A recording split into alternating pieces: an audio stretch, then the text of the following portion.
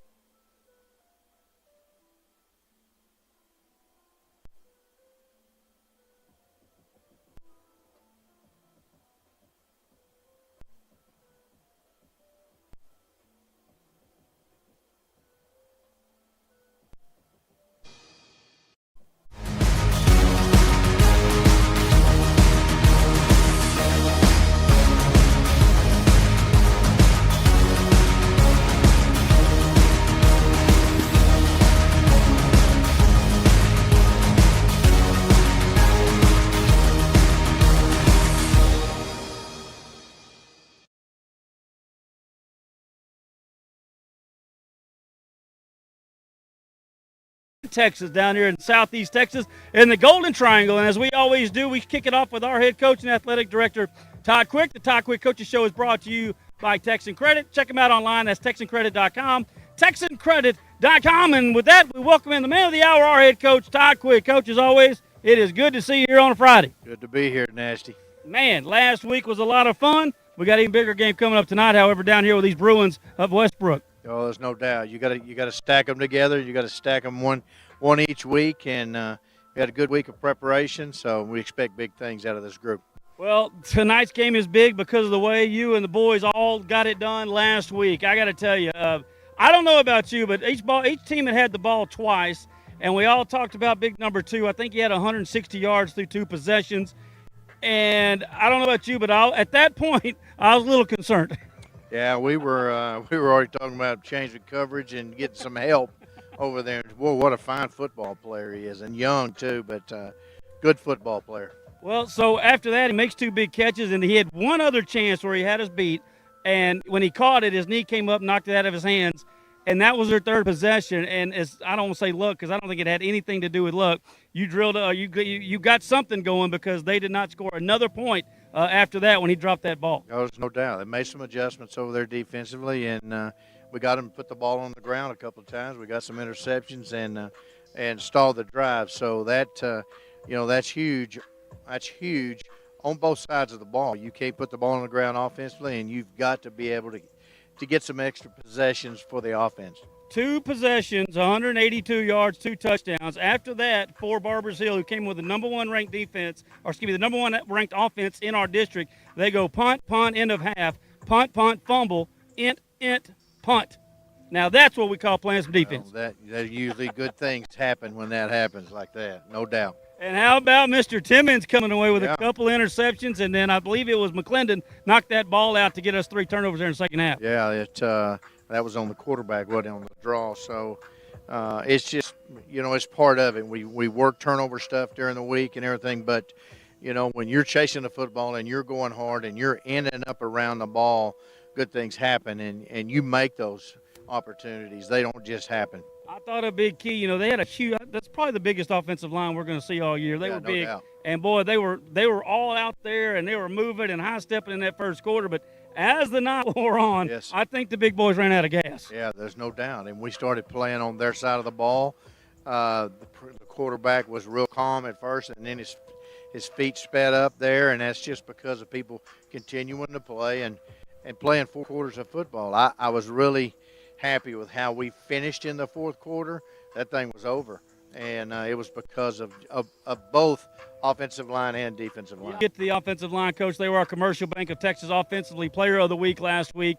And, there's a lot of stats I could throw at you right now, but the one that really caught my eye, through the end of 3 quarters, right towards the end of the 3rd quarter, we were 10 of 10 on 3rd down conversions. And when you can do that, keep your offense on the field, that is paramount. And, boy, and 90%. There was a couple of great passes over there that QT threw after the injury to Javion, but most of that was on the ground and those big boys up front. There's no doubt they controlled the line of scrimmage, and their front three. You saw them earlier; they're big and they can move, and they that helps them so much in the back end of it. But they were loading the box, and we still were able to move the football. And like you said, those third downs turns into touchdowns when you do that. It's big. Well, now you called the dogs off there in the fourth quarter. I think you just want to keep the clock running, but up until then we had 7 possessions, Coach. Fumble in the red zone, touchdown. We missed a field goal, touchdown, touchdown, touchdown, field goal as we got into the late in the fourth quarter, and that is what you call taking care of business on offense. That's right. That's called taking care of the finishing drives, and it all starts in the offensive line, defensive line, and those guys have really taken a lot of pride. They've really gotten good as a unit. We're going against ones-on-ones during the week and the double team and the same. Mix that with the real proud. Gavin ran the ball hard the other day, but blocking-wise, he had his best night blocking, and I was really proud of that. Well, he just played like he had an attitude and he was mad. And when I was out there, I think it was Wednesday, I said, buddy, what do I need to say to you tonight to get you in that same attitude? Because, man, oh, man, I would not have wanted any of Gavin Phillips on Friday night. It was beautiful just to watch him come through there. Boy, when he breaks through that first line and gets to that second level where the safeties are, it's definitely a mismatch if he runs like that. They're thinking, do I make this tackle or am I making a business decision? Yeah, that's right. I think that's what Jeff Todd said on the radio last week. So great win all the way around, and we were talking about it, as far as district game goes and importance to our season. That's the biggest win. I mean, that's a huge win, one of the biggest we've had in a while. Oh, no doubt. And, and just watching them prepare during the week, this group is an older group. There's 43 seniors, but they think older. They get themselves ready to go. They lock their jaw in. They start locking their jaw in on Wednesdays, and they understand how to prepare for physical football games. Well, it was a great win and a great way to kick off District 9 5A. The Panthers, Galveston Ball, and Port Arthur Memorial, who obviously are playing tonight down in Galveston, are the only teams left with 1 win and no losses. And the team we're playing tonight, we're playing their first district game coming up tonight. We'll take a quick break. We are in the middle of our Tie Quick Coaches Show, as always, brought to you by Texan Credit. Check them out online. Payday loans, you can get it all quickly right there online. That is TexanCredit.com. Stores in Lufkin and Nacogdoches. We'll be back with our head coach and athletic director, Todd Quick. We got another big one coming up tonight. We'll break it down next right here on Lufkin Game Time. Need top-notch drafting services? B-Square Design has been serving Texas for 11 years with commercial and residential drafting that stands out. With 40 years of combined experience, our friendly, knowledgeable team is ready to help you bring your project to life. From cutting-edge software to large format printing, we've got the tools to get it done. Call today for your free, no-obligation quote and consultation. B-Square Design, your trusted partner in design excellence. Proud sponsor of Lufkin Panther Sports on Lufkin Game Time. Hey, Panther fans, Big Nasty here. Need a short-term loan to cover some unexpected bills or maybe a little extra cash? Give Texan Credit a call today. Loan process that is easy from start to finish, and you will get your money fast. Texan Credit has been helping Texas residents for over 10 years by offering multiple loan options with easy low payment. Located in Lufkin at 509 South Timberland Drive, or look Texan Credit up online, TexanCredit.com. Trust me, if they'll loan me money, they will loan you money. Texan Credit, they say yes.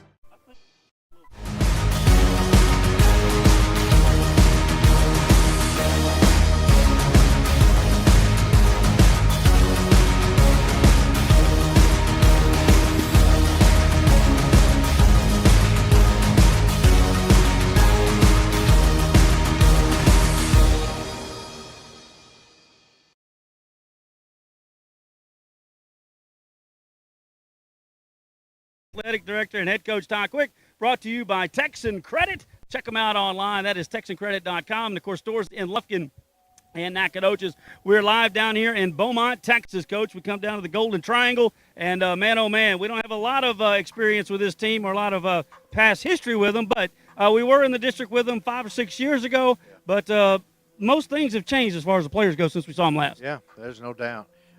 What a great place to play. This is a beautiful place and one of the nicer places we'll play in. It is a good one. So as you mentioned, you had a big one last week, but if you want them to keep getting bigger and keep getting bigger, you can't stumble your toe, and that's the goal here tonight. Yeah, there's no doubt. They're big up front. They got a good quarterback, real athletic quarterback. He's a young kid. He's a sophomore, but really manages the game well to be so young and has the ability to make you miss. Kind of reminds you of the kid from Nacogdoches, the quarterback. Got a little scramble to him and can throw the ball, and you've got to put somebody that's spying him or watch him. He's part of their offense. Well, he's the number 4 rusher in the district as the quarterback. That's Anderson. We mentioned his name throughout. And you look at their philosophy overall, Coach. I think they're the leading rushing team in the district, but they're the last passing team in the district. So I mean, if he has his rathers anyway, he's going to want to tuck it and run a little option and get outside. Yeah, there's no doubt. The draw, the quarterback draw, the scramble. Now they'll run some quarterback GT. They've got it, around him, but they definitely take advantage of his athletic ability. And Delaney, the running back, we've got the number 1 rusher in Waters. We'll talk about him in a second, but they got the number 3 and the number 4 rushers in the district. The running back Delaney has 383 yards as well. He's got 3 touchdowns, and he and Anderson, they're a pretty good 1-2 punch. Yeah, they are. One's bigger than the other. One is pretty small, but really fast. They got good foot speed on the edges and in the backfield. But when it gets time to have a play and everything, quarterback's going to have the ball in his hands. Got a pretty good looking side. Now, compared to last week, they're nowhere near that big, but it's a more, I don't want to say physical, more athletic offensive line this week. Yeah, there's no doubt. Center, big, tall kid. I think it's Coach Langston's son, and I've got him in there making the calls. He's pretty much the operator of that. And then one of the guards is a big-bodied kid, about 370. So we've got to be able to control the line of scrimmage just like we did last week, and be able to play off the blocks and go and chase the football. Well, they're only giving up offensively or defensively anyway, 250 yards per ball game, but I don't think their level of competition, like I said, they haven't started district yet. They come off the bye, so they got one thing going for them. They'll be rested, but defensively they haven't given up a lot of yards so far through 4 ball games. Well, they're an even front. We'll have 4 down linemen in there, and they'll cover up our guards, and they'll play a little bit of 4-1 look where they take the 2 outside linebackers and split them out, especially if we're in 10 personnel. So got to be able to take advantage of the box. We have to be able to run the football. If they put 5 in the box, we got to run the football. And we get Gavin running with his pads down like that, we got a chance, And so just different things that we have to do. We have to take care of our business first. Well, unfortunately, as we were going to mention, JV, you watch him in practice. Nick, Taylor and Hooper, are outside, but Nick was going to have a chance to be a breakout guy, make some plays. Yeah, he's a big, tall kid. He made a great play over there over the top of 2 people last week. When the ball goes up, he goes to get the football, and worked real hard on his blocking this week, and just different assignments with, it's different from playing full-time to part-time, and so, the playbook increases. So he's gone to work. He'll be fine. He'll make some plays tonight. Yeah, they are business-like, getting ready as we see the Panthers walk down behind us, Coach. Real quickly before I let you go, last week, a big front for the defense for them kind of curtailed what we did. This week, they're not quite as big, but again, they're going to be more agile and mobile. What will be the offensive game plan tonight for you guys? Well, the quarterback's going to have to read when they put 6 in the box or 5 in the box. Are they playing the outside linebackers in the box, or are they playing them out for the speed option, throwing the ball and that type of thing? So we've got to be able to control the box. And then there's going to be times where we need to run the football, and they've got 6 in the box, and we have to run the football. And so just controlling the line of scrimmage, protecting the football, and taking advantage of any mistakes that they make offensively. All right. Well, Coach, congratulations on the great start to the season. Of course, that big win last week. The bye week's coming up next week, and I know there's no better time to go into a bye week off 5 consecutive wins. That's right. That is no doubt. Best of luck, Coach. We'll talk to you at halftime. Thank you, Nasty. That's our head coach, Todd Quick, and our athletic director of our Lufkin Panthers. We are live here in Beaumont at Doggett Family Stadium. We'll take a quick break, and when we come back, it will be your St. Luke's Health Memorial countdown to kickoff, live right here on the field in Beaumont. We'll be right back here on Lufkin Game Time. Hey, have you seen Thang? He's supposed to pick us up. I don't know where he went.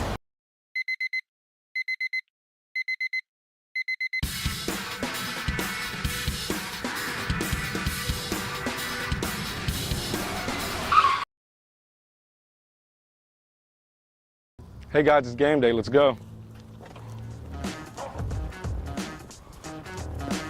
Hi folks, JJ Webb here from JM Chevrolet, your East Texas Chevy dealer, and we're fired up for this Lufkin Panther football season because at JM Chevrolet, we back the pack. So let's go, Panther Nation. JM Chevrolet, together let's drive.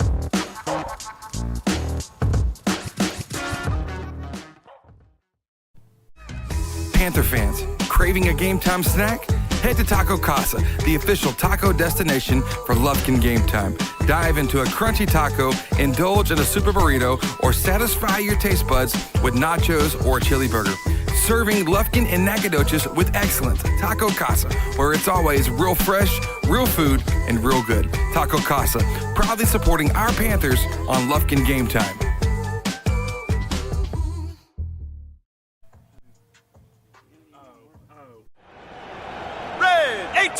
This season, you can share a Coke with your team on it. So I'm going to tell you how with a little help from this quarterback. Sell it, 44! You can share a Coke when your team's up. Red Poncho!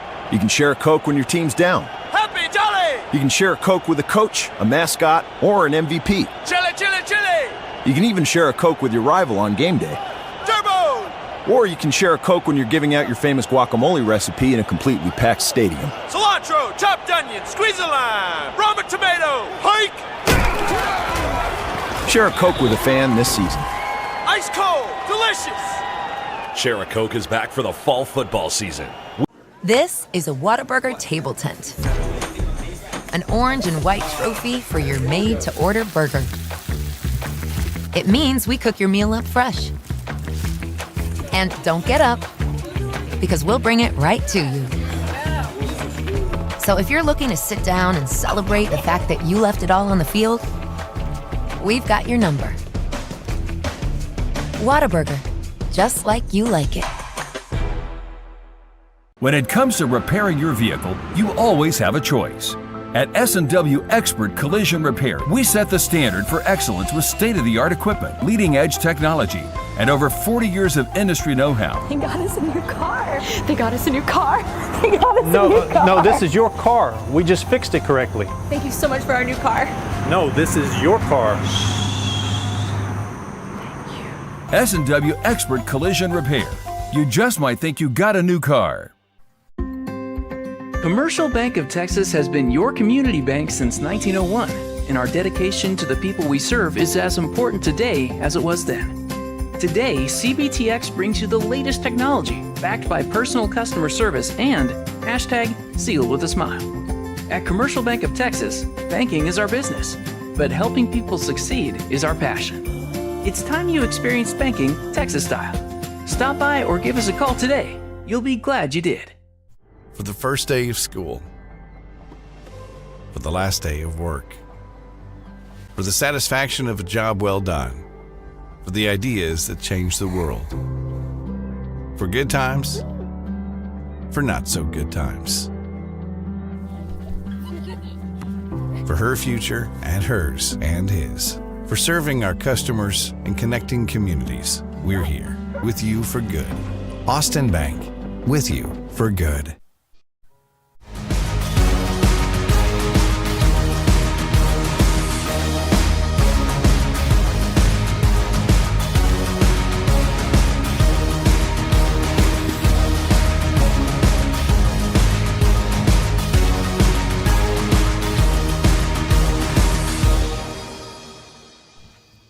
And welcome back to Lufkin Panther football as we have our countdown to kickoff. St. Luke's Health Memorial countdown to kickoff as myself, Gary Ivers Jr., Jeff Todd get you set for tonight's 9-5-8 tilt with our Lufkin Panthers and the Bruins of Beaumont. West Brook, Chris Simmons will be joining us and we get a little closer to game time, Jeff. So welcome in. Appreciate you stepping in here. And boy, we got a big one tonight. The Panthers, it was big last week, but in order to make it keep getting bigger, we cannot stub our toe here tonight. Yeah, Gary, glad to be here again. But, big one last week. And obviously starting the district off, an unfamiliar opponent that was one of the favorites coming into district. And the week last week, the offensive line really did a good job. Boy, Coach Jeff Cook, the week last week, the offensive line really did a good job. Boy, Coach Jeff Cook had to be proud of them boys last week. Yeah, Gary, they've elevated their play each and every week and had obviously their best game of the season, in my opinion, last week. And and really did a good job opening up holes and protecting the QT and the running backs and giving that offense opportunities to make big plays. All of them played very well, but Daniels by far had his best game as a Lufkin Panther. Yeah, Gary, and it's again it was impressive to see a total team effort and good to see that unit coming together. No doubt about that. The rest of the 9-5A district last week, you had Galveston Ball take care of business easily. That was that Thursday night game, and then Port Arthur Memorial, no problem. So there's three of us at 1-0. West Brook, of course, was off last week, so this is their first district ball game. Sterling, Barbers Hill, and Beaumont United at 0-1. Looking ahead to tonight, obviously we are here. Barbers Hill plays Baytown Sterling, but the game that I think we're all going to be following throughout the night on our Austin Bank scoreboard will be Galveston Ball, who is number 9 in the state, and Port Arthur Memorial, who are numbers 15 in the state. They are meeting tonight down on the island, and that is going to be that's one of the few games. There's 3 or 4 in our district. It's going not only to decide district championship, but playoff seeding, and that's the big one tonight. Yeah, Gary, you said there's 3 teams that were 1-0. That's Lufkin, obviously, Galveston Ball, and then Port Arthur Memorial. So one of those 2 teams is going to have a loss after tonight and going to kind of give us an idea of what could happen here. Galveston Ball, looking at their stats, I mean, they're defensively, they've only given up, 170 yards a game. They're defensively seem to be a strong team. So I don't know what to expect out of that game. I would suspect Galveston Ball comes out on top just looking at the stats. Well, we shall see. It's going to be, again, one that we follow. I don't, we played Port Arthur Memorial a few times. We've heard about them, had a chance to play them. I have never scouted Galveston Ball one time.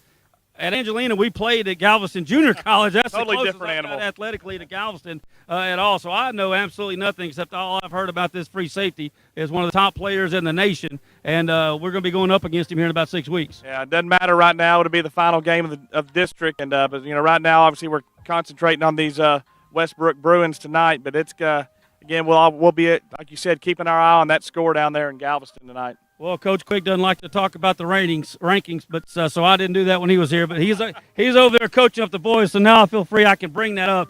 The Padilla poll had their newest ratings come out on Monday. Denton Ryan and Lancaster right at the top with Aledo. A&M Consolidated, who could be a possible second-round matchup for us, is at number 4. Outside, you got College Station at 9, Galveston or 8. And College Station has already lost A&M Consolidated this year. We will more than likely play one of those 2 teams in the second round. Galveston Ball's at 9, Lufkin at number 11 this week, Port Arthur Memorial at 16, and Pflugerville, who was in that district with College Station, checks in at 17. So as you can see, 6 of the top 17 teams are in our region. Yeah, and we talked about moving from Region 2 to Region 3, and there you go. Some others moved over as well. So there's going to be some good opponents in Region 3, especially after you make it past that first round. It's going to get tougher, and there are definitely some, like you said, consolidated College Station teams we're familiar with in the past and been in the same district with in the past as well. Yep, and outside of San Antonio, the team out of San Antonio, I think the rest of them are in Region 2. So nothing easy is going to be coming out of that one as well. But, again, you start looking at the schedule. You get into the bye week, a homecoming next week. As luck would have it this year, we've got the 2 Beaumont schools coming to town.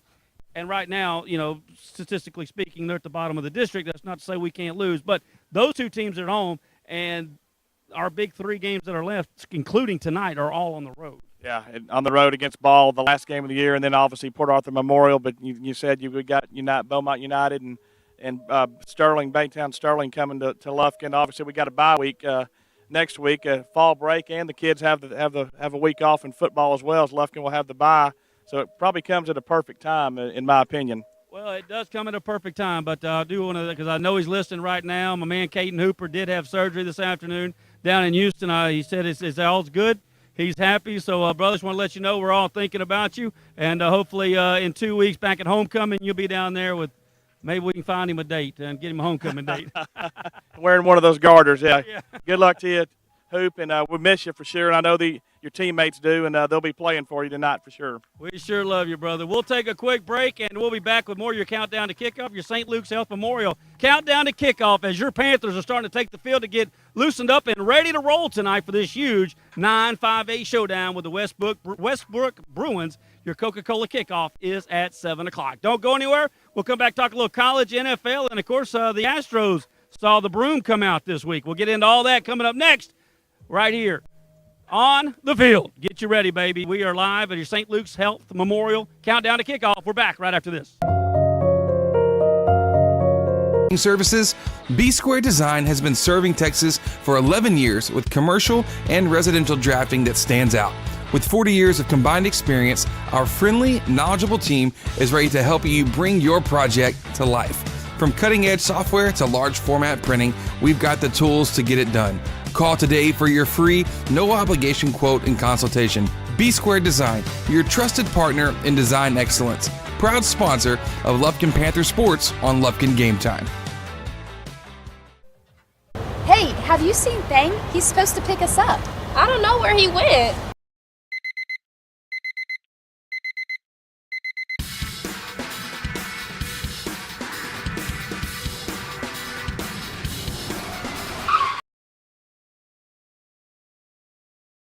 Hey guys, it's game day. Let's go. Hi folks, JJ Webb here from JM Chevrolet, your East Texas Chevy dealer, and we're fired up for this Lufkin Panther football season because at JM Chevrolet, we back the pack. So let's go, Panther Nation. JM Chevrolet, together let's drive.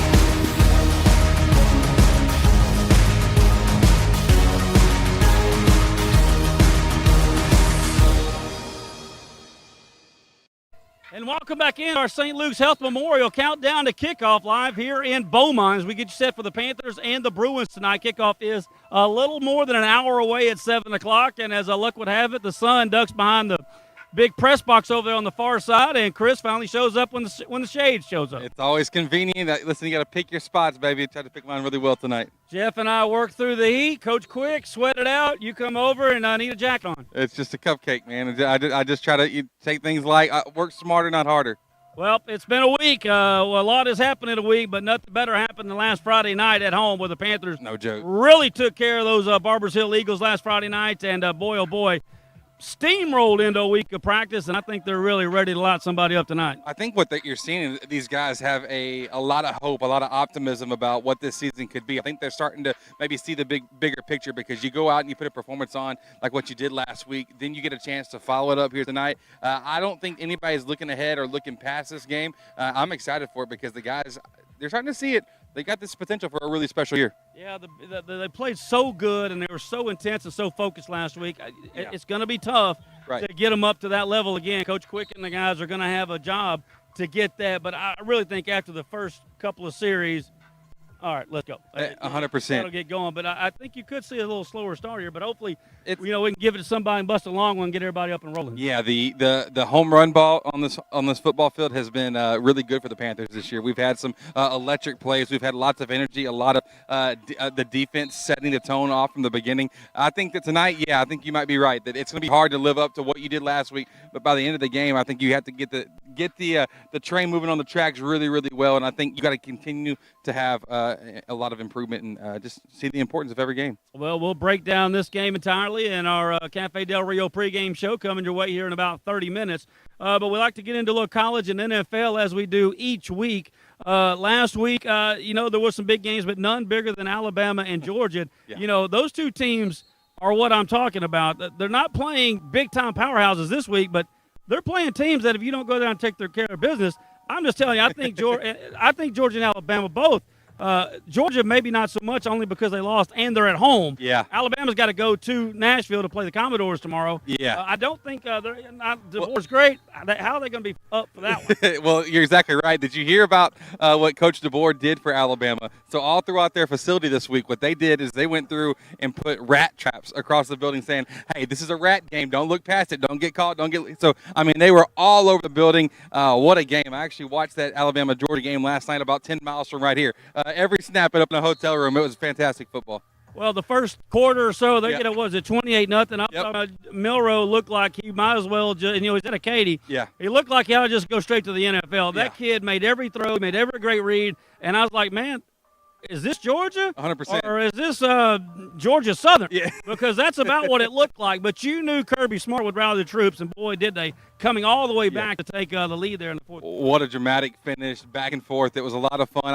I was really hoping, because when you're watching the second half, it's like you have to give it a couple drives, and then you can make a decision on, hey, this game's over, I can flip the channel. But, well, you saw just enough. I think that third, maybe the fourth drive of the third quarter, you're like, okay, this could happen. They kind of chipped away. They were able to contain Milroe a little bit better, and so two really, really good football teams. That the scary part is they tend to just get better as the year goes along. Well, a couple of top 10 teams went down, including Ole Miss. I did not see that coming. They get upset by Kentucky, and Utah gets the big wins in conference and then plays Arizona and gets thumped. Yeah. Well, Arizona, they've had a lot of hype coming into this as a underdog in the Big 12. Well, they're not such an underdog anymore. They're on the map, and now teams are coming for them every single week. No question about that. And, of course, that running back for Alabama, you know where he's from, right? Well, you inform all of us. Tyler Lee.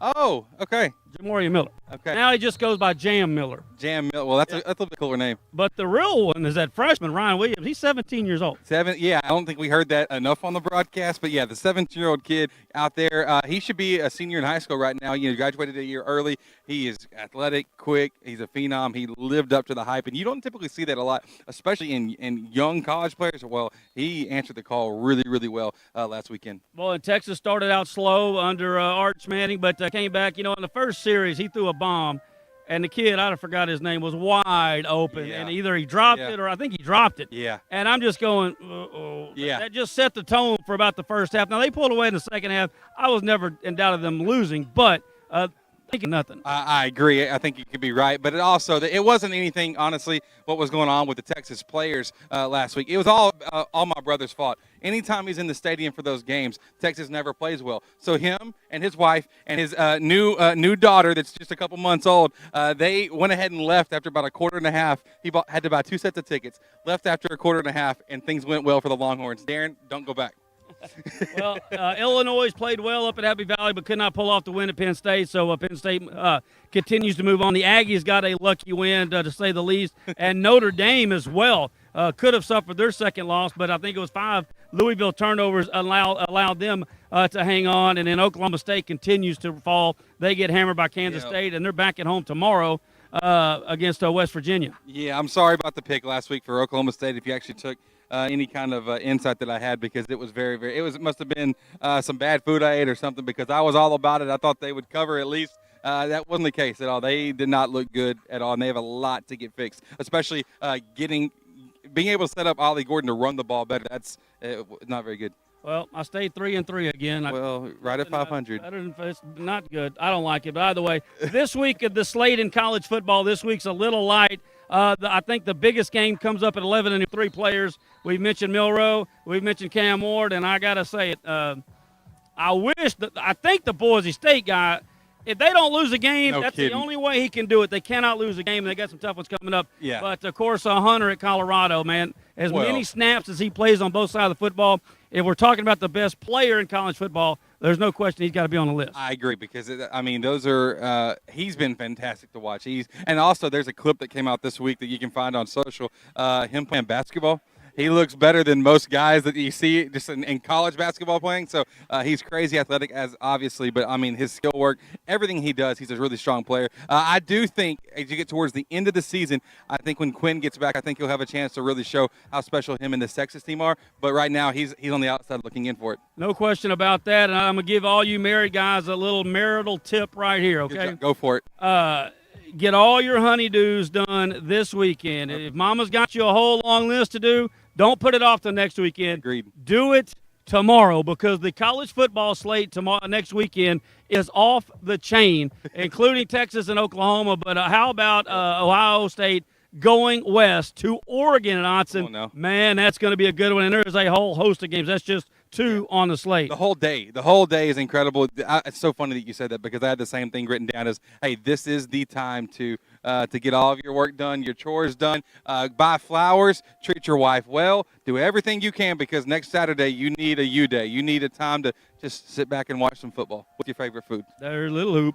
Ole Miss goes to LSU. It'll be rocking over there next week. My boys at BYU still rolling. They'll be in Arizona. That's going to be a thriller right there. I think you're right. I think you're right on that. I just love that you're claiming BYU now. That's preseason. I wouldn't have predicted this one, but okay. The bandwagon has always got a spot. It does. Provo. It does. There you go. NFL real quickly. Last week, the Texans, boy, they needed a drive. They're down in the fourth quarter, but if you're going to be an MVP candidate, you got to do drives like that. And, boy, did C.J. Stroud do exactly that. I think they went 67 yards in a couple of minutes. Didn't get the touchdown, field goal. They went in and got the touchdown to get the win. It felt like what he had to overcome, too, was an offensive line that surrendered about 500 penalty yards in that game because there was so many. They are the most penalized team in football, but Stroud looked great. He came out, did his job, and love getting to watch that, love watching him. And they do have to sharpen up on the penalties. You can't be having everything that's going on there because there's only so many plays you can make. Well, CJ overcame it last week. This week with the Bills, that's gonna be tough. No doubt about it. We lost 3 of our unbeaten teams last week. Buffalo got routed at Baltimore. Pittsburgh, I don't know what happened to them. They lose at Indianapolis. Nobody saw that coming in. Seattle played very well but couldn't get it done in the end at Detroit. So we're down to 2. Minnesota and Kansas City. 2 teams left unbeaten, and both teams have primetime slots on Sunday. Minnesota's in London to play Green Bay. Not Green Bay, Aaron Rodgers. There we go, the Jets. Aaron Rodgers and the Jets. Yeah, it's one And then on Monday Night Football, Eric McCoy, our boy, will not be there, but the Saints will be up at Arrowhead to take on Mahomes and the Chiefs on Monday Night Football. Yeah, what a great game because the Saints have, after tailing off a bit, they've got a chance to say, hey, are you legit or not? You're going into Arrowhead. You have a chance there, but I do love this whole. I love the whole. I mean, listen, I love any football Sunday. I love getting to watch anything that we absolutely can. But Bills Texans is the one that I'm actually really keyed in on because that game I think is going to matter a lot. I think it could be something that you very easily see matched up in the playoffs down the road. So both these teams want to get this win. It's a real important deal. If you're going to have any chance to stay in the hunt for the number 1 seed, you got to win this game, or you're always going to fall 2 behind Kansas City. Yep. But I was listening coming down. Buffalo's going to be without one of their top playmakers. Shakira is out. Yeah. And but Mixon has already been ruled out. Yeah, so he's not going to go. So it'll be the C.J. Stroud show once again. And he's been good. He's been able to do it. But how long can he do it? And can Cam Akers find some of this about 2 years ago hype that we had maybe 3 years ago about Cam Akers? I don't like that the running game depends upon him, but it will be something interesting. And that Minnesota squad, I would have predicted that the Chiefs could probably be undefeated at this point.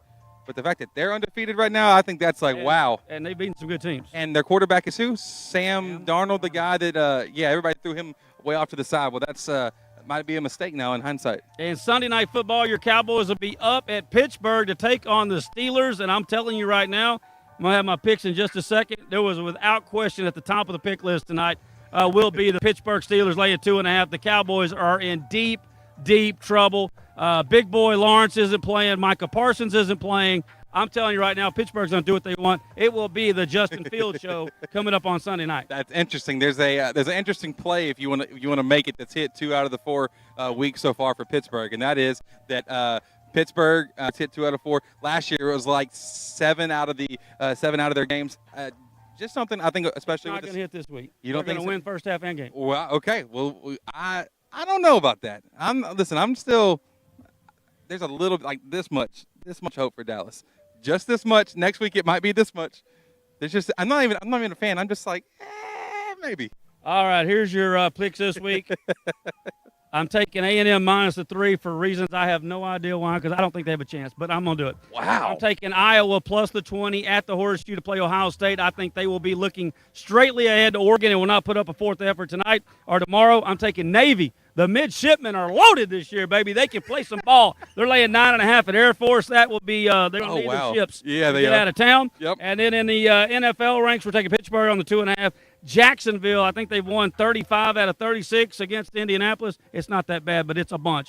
We're taking Jacksonville minus the 3, and I hope Anthony Richardson plays, but I don't think that he is. And I'm going to What are you about to smelly say? pick of the week. I'm taking the Raiders plus 3 at Denver.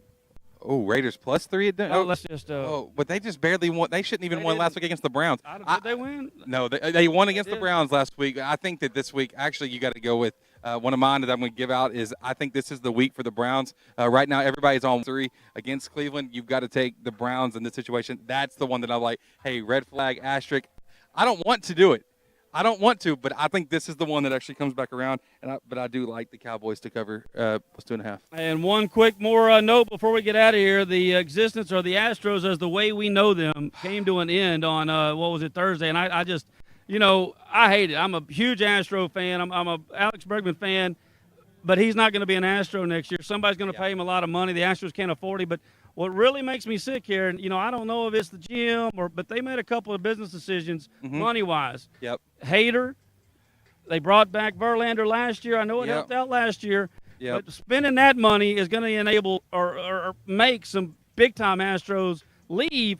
And Hader's prime example. He's making $20 million this year. That's more than the entire Detroit Tiger roster made. 100%. And here's the deal. Going back, I had this gut feeling. I was talking to my friend Daniel about it, in preseason. I was like, the way that we add players and we sign and we make these deals and whatever, we addressed an issue that we didn't even have last year by bringing on Hader. Our issue last year was starting pitching. That was the biggest thing. Presley was an incredible closer. I think he had top 3 numbers last year in baseball. Then we bring in Hader. So now what you're doing is you have to shift Presley out of his closer role, put Hader there. And guys, you can't always just flip their position, flip what they do. Pitchers are weird. Pitchers are weird dudes. And so whenever we saw him give up the hits and then ultimately Hader gave up the hit, it just felt like, man, that was tough for us and unfortunate end. I think it was right after the All-Star break they went 30-12 or something like that. I know that's a big sample. That's a third of the season. But outside of that, they were under 500 the rest of the way. But that was enough to overtake the division. And I really thought they would beat the Tigers. But, you had the Cy Young, the future Cy Young Award winner going on the other side. You knew you were probably going to lose that game. And then the guy you gave all the money to blows the save.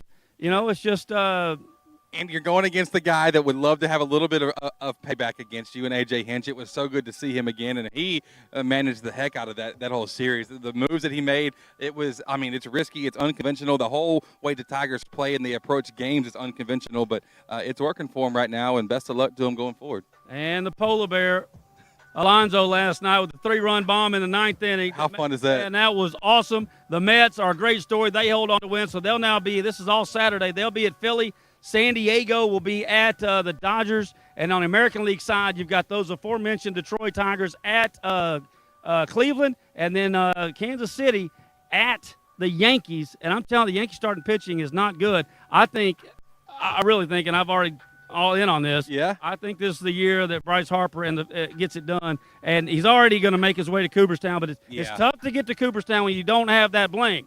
I think he gets that bling this year. Interesting. Well, you know what? I don't hate it. But I think that what you're going to see is I think baseball desperately, they would love nothing more than to see a Dodgers-Yankees World Series, of course, because of the markets, because of Shohei, because exposure with having New York. I don't know if the Yankees pitching can get them there, but I know that Aaron Judge has the potential between Judge and Soto. And I guess I'm mistaken. Did Harper not win it with the Nationals a couple years back? Was he not on there? I thought he hadn't won a World Series. I could be wrong. I don't know. Listen, I'm not fact checking you on that. This ain't a presidential debate. I don't know. I was literally curious on that part. But if he hasn't got the ring, he obviously needs one. He's just a phenomenal player. I missed one. But it wouldn't be the first time. But Phillies baseball in the playoffs is one of the most fun things to watch. They are just electric. I don't think they care who makes it out of the National League as long as the Yankees get there out of the American League. But they really would like the Dodgers and the Philadelphia Phillies in the NLCS. That way they know they're going to get one of the big market teams. Yep. And they're just praying that the Yankees can get there for ratings. Yeah, 100%. And, because the Yankees, it does bring in numbers. And it is fun. Honestly, the Yankees, I don't like the Yankees. I'm not a Yankee fan. But their lineup is a ton of fun to watch. The Dodgers shot Shohei, seeing what he can and will do. That'll be interesting.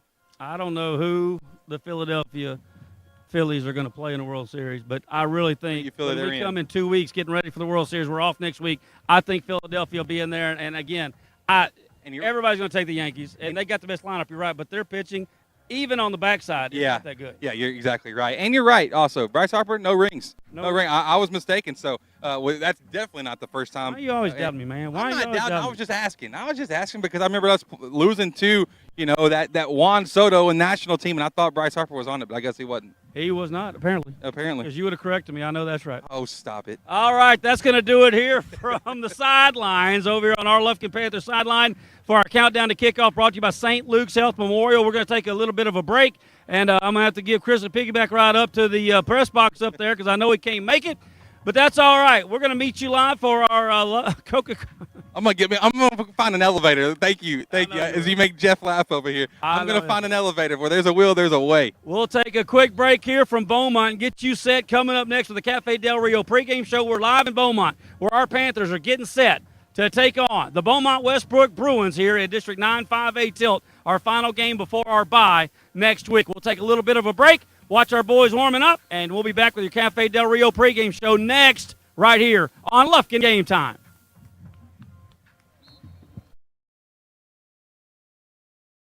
From live broadcast and game alerts to exclusive highlights, schedules, and the latest Panther news. Download Lufkin Game Time on the App Store and Google Play. Lufkin Game Time, the home to Lufkin Panther and Lady Panther sports. Panther fans, craving a game time snack? Head to Taco Casa, the official taco destination for Lufkin Game Time. Dive into a crunchy taco, indulge in a super burrito, or satisfy your taste buds with nachos or a chili burger. Serving Lufkin and Nacogdoches with excellence. Taco Casa, where it's always real fresh, real food, and real good. Taco Casa, proudly supporting our Panthers on Lufkin Game Time. For the first day of school, for the last day of work, for the satisfaction of a job well done, for the ideas that change the world, for good times, for not so good times, for her future and hers and his, for serving our customers and connecting communities. We're here with you for good. Austin Bank, with you for good. This is a Whataburger table tent. An orange and white trophy for your made-to-order burger. It means we cook your meal up fresh. And don't get up, because we'll bring it right to you. So if you're looking to sit down and celebrate the fact that you left it all on the field, we've got your number. Whataburger, just like you like it. Red 18. This season, you can share a Coke with your team on it. So I'm going to tell you how with a little help from this quarterback. Sally 44. You can share a Coke when your team's up. Red Poncho. You can share a Coke when your team's down. Happy Jolly. You can share a Coke with a coach, a mascot, or an MVP. Chili, chili, chili. You can even share a Coke with your rival on game day. Turbo. Or you can share a Coke when you're giving out your famous guacamole recipe in a completely packed stadium. Cilantro, chopped onion, squeeze a lime, Roma tomato, hike. Share a Coke with a fan this season. Ice cold, delicious. All football season, we all know what comes with being a fan. The ups, the downs, and everything in between. Whether you've just won a big game and want to celebrate with fellow fans, or want to share a Coke with your best friend whose team just lost against their arch rival, Coca-Cola has something for you. Share a Coke with a teammate, rival, or best friend this season. Need top-notch drafting services? B-Square Design has been serving Texas for 11 years with commercial and residential drafting that stands out.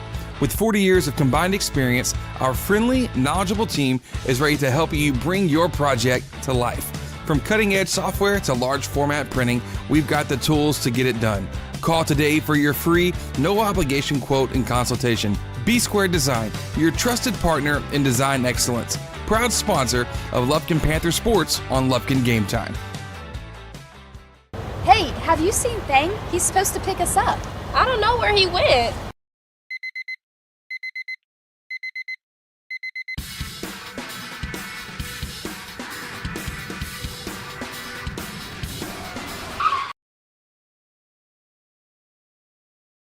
Hey guys, it's game day. Let's go.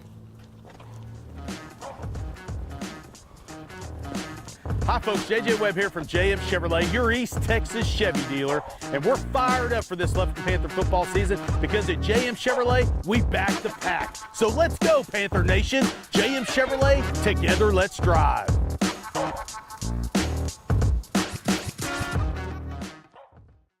These are Whataburger stickers. Proof that everything you dream up for your 100% fresh beef Whataburger is right under the bun. So go wild, burger lover. Avocado, jalapenos, and no onions. Wait, avocado grilled jalapenos. Oh, and bacon and creamy pepper sauce. However you dream it, we'll make it. Whataburger, just like you like it. When it comes to repairing your vehicle, you always have a choice. At S&W Expert Collision Repair, we set the standard for excellence with state-of-the-art equipment, leading-edge technology, and over 40 years of industry know-how. They got us a new car. They got us a new car. They got us a new car. No, this is your car. We just fixed it correctly. Thank you so much for our new car. No, this is your car. S&W Expert Collision Repair. You just might think you got a new car. Hey Panther fans, Big Nasty here. Need a short-term loan to cover some unexpected bills or maybe a little extra cash? Give Texan Credit a call today. Loan process that is easy from start to finish, and you will get your money fast. Texan Credit has been helping Texas residents for over 10 years by offering multiple loan options with easy low payment. Located in Lufkin at 509 South Timberland Drive, or look Texan Credit up online, TexanCredit.com. Trust me, if they'll loan me money, they will loan you money. Texan Credit, they say yes. Commercial Bank of Texas has been your community bank since 1901, and our dedication to the people we serve is as important today as it was then. Today, CBTX brings you the latest technology backed by personal customer service and #sealed with a smile. At Commercial Bank of Texas, banking is our business, but helping people succeed is our passion. It's time you experienced banking Texas style. Stop by or give us a call today. You'll be glad you did. Stay in the game with the Lufkin Game Time app. From live broadcast and game alerts to exclusive highlights, schedules, and the latest Panther news. Download Lufkin Game Time on the App Store and Google Play. Lufkin Game Time, the home to Lufkin Panther and Lady Panther sports. Panther fans, craving a Game Time snack? Head to Taco Casa, the official taco destination for Lufkin Game Time. Dive into a crunchy taco, indulge in a super burrito, or satisfy your taste buds with nachos or a chili burger. Serving Lufkin and Nacogdoches with excellence. Taco Casa, where it's always real fresh, real food, and real good. Taco Casa, proudly supporting our Panthers on Lufkin Game Time. For the first day of school, for the last day of work, for the satisfaction of a job well done, for the ideas that change the world, for good times, for not so good times, for her future and hers and his, for serving our customers and connecting communities. We're here with you for good. Austin Bank, with you for good. This is a Whataburger table tent. An orange and white trophy for your made-to-order burger. It means we cook your meal up fresh. And don't get up, because we'll bring it right to you. So if you're looking to sit down and celebrate the fact that you left it all on the field, we've got your number. Whataburger, just like you like it. Red 18. This season, you can share a Coke with your team on it. So I'm going to tell you how with a little help from this quarterback. Sally 44. You can share a Coke when your team's up. Red Poncho. You can share a Coke when your team's down. Happy Jolly. You can share a Coke with a coach, a mascot, or an MVP. Chili, chili, chili.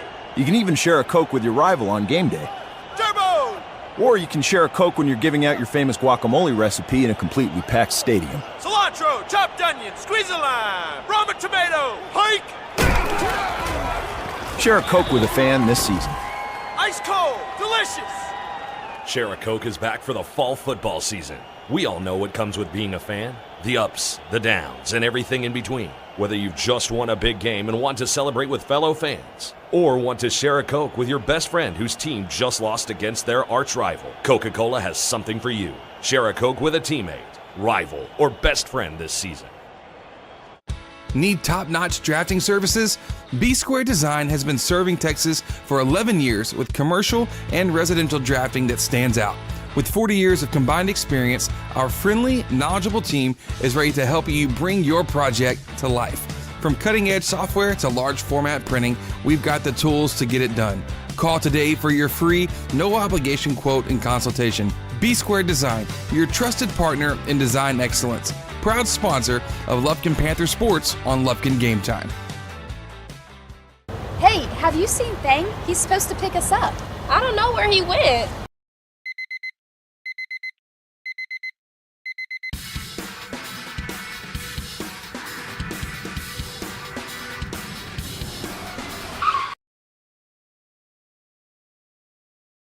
Hey guys, it's game day. Let's go. Hi folks, JJ Webb here from JM Chevrolet, your East Texas Chevy dealer, and we're fired up for this Lufkin Panther football season because at JM Chevrolet,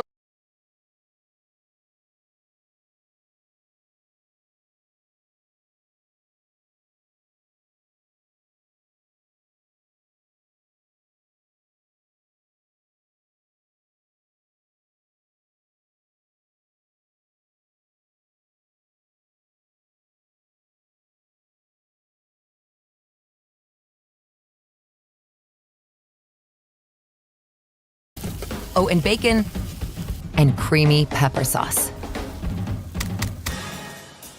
However you dream it, we'll make it. Whataburger, just like you like it. When it comes to repairing your vehicle, you always have a choice. At S&W Expert Collision Repair, we set the standard for excellence with state-of-the-art equipment, leading-edge technology, and over 40 years of industry know-how. They got us a new car. They got us a new car. They got us a new car. No, this is your car. We just fixed it correctly. Thank you so much for our new car. No, this is your car. S&W Expert Collision Repair. You just might think you got a new car.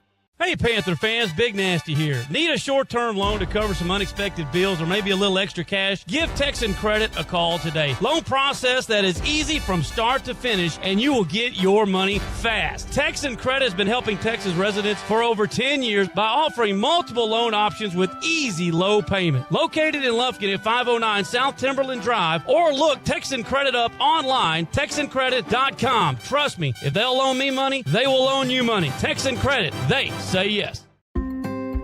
Commercial Bank of Texas has been your community bank since 1901, and our dedication to the people we serve is as important today as it was then. Today, CBTX brings you the latest technology, backed by personal customer service and #sealed with a smile. At Commercial Bank of Texas, banking is our business, but helping people succeed is our passion. It's time you experienced banking Texas style. Stop by or give us a call today. You'll be glad you did. Stay in the game with the Lufkin Game Time app. From live broadcast and game alerts to exclusive highlights, schedules, and the latest Panther news. Download Lufkin Game Time on the App Store and Google Play. Lufkin Game Time, the home to Lufkin Panther and Lady Panther sports. Panther fans, craving a Game Time snack?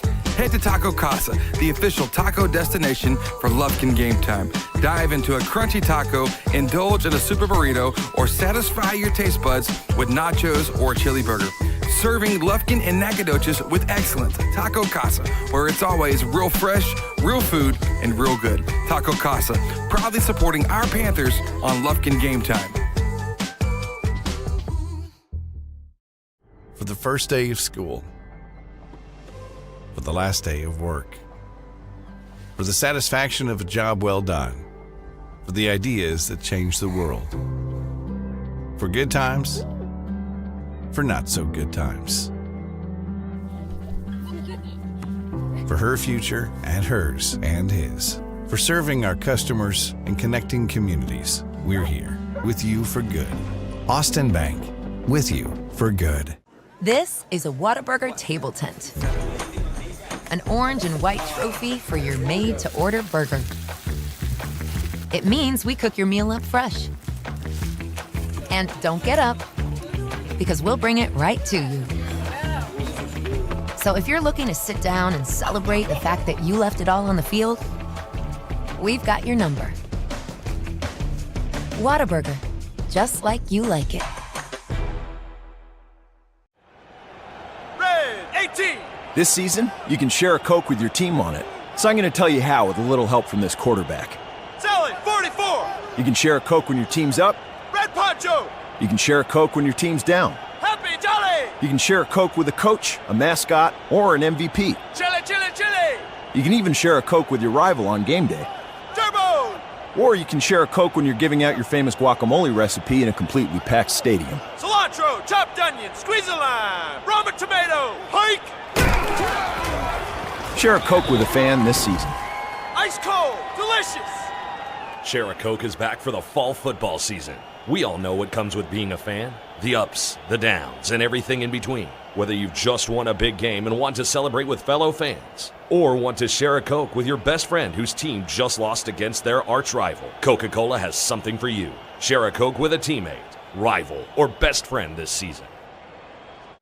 Need top-notch drafting services? B-Square Design has been serving Texas for 11 years with commercial and residential drafting that stands out. With 40 years of combined experience, our friendly, knowledgeable team is ready to help you bring your project to life. From cutting-edge software to large format printing, we've got the tools to get it done. Call today for your free, no-obligation quote and consultation. B-Square Design, your trusted partner in design excellence. Proud sponsor of Lufkin Panther Sports on Lufkin Game Time. Hey, have you seen Thang? He's supposed to pick us up. I don't know where he went.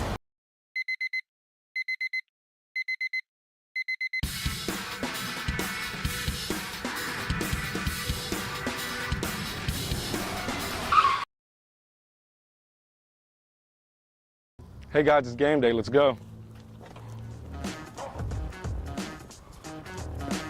Hi folks, JJ Webb here from JM Chevrolet, your East Texas Chevy dealer, and we're fired up for this Lufkin Panther football season because at JM Chevrolet, we back the pack. So let's go, Panther Nation. JM Chevrolet, together let's drive.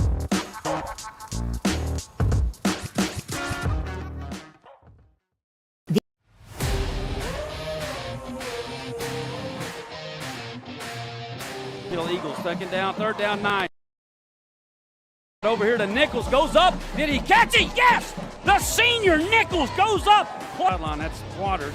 Get that wheel route. QT looking the other way, trying to go that way. Comeback route. It's called by Kevo. Kevo Taylor acts like he's going deep. Does a first down goal to go at the 1. Back to the ground. It's going to be Gavin, and he is in there. I mean, the train was on that track, spins that ball in the end zone, and the Panthers are down by 1. And the Riz is behind us. Javion wants to throw a quick pass out to the left. It's lucky it wasn't picked, but Hooper goes and gets it and gets into their territory at the 45. He folded, tried. Receivers now to the right here for Javion. He's got a blitz coming, has to throw it before he's ready, but he's got a man, and that's going to be Kevo Taylor. Oh man, he breaks it. He took it inside. He's at the 10, the 5, touchdown. Kevo Taylor to the house. It is 61 yards. Touchdown, Panthers. Left to right. Now it's in the backfield. It's going to be a low snap. QT's got to pick it up and run for his life. He cuts it inside. Oh my! Yes, sir! For the 4th rushing touchdown of the season, it is our man, the senior leader, Quincy QT. Hood got a hand up, and now the quarterback draw, keeper to the left side. Oh, good blitz over there. That is Alexander blowing that play up, and then gets up and delivers an S&W collision. He throws Cam 2 down. A pass. Waters goes in motion. We're going to hand it upside. Oh, inside goes Gavin. He's carrying defenders. He breaks the tackle down the middle. He's at the 5. Touchdown, Panthers. The secondary for Barbers Hill makes a business decision and gets out of the way, and the Panthers lead it by 14.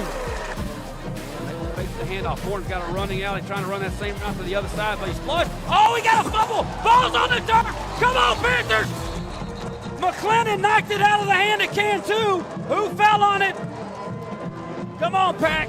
Come on, Pack. Yes! The Panthers got the turnover, baby. McClendon knocked it off of Can 2's hands, He'll get the fourth fumble, and the Panthers get their first turnover of the ball game. They go into JM Chevrolet fourth quarter. Low snap. Cantu picks it up, looking right, throwing right. It's it to nobody in particular. That's interception. The Panthers is that my man Timmons again. Timmons, his third of the year, baby. Third interception by Timmons. He now leads the district with picks. The second turnover of the half, and the Panthers, look at that. He is 17 points a year. He has low snap. He gets it out of there. Oh, he boots it end over end. Hits it to 45. Huge Lufkin bounce. Hey, let it roll. That's flipping the field, baby. That could be our longest punt of the year. It was from the 17-yard line all the way down to the 21. Clock stop, 2nd and 5, Cantu rolling, in trouble, now forced out again to his right. There's holding, that's on them, and that's almost a sack over there. Could it be intercepted? It is! Another one! Deja vu! Timmons with his second interception. It's gonna count.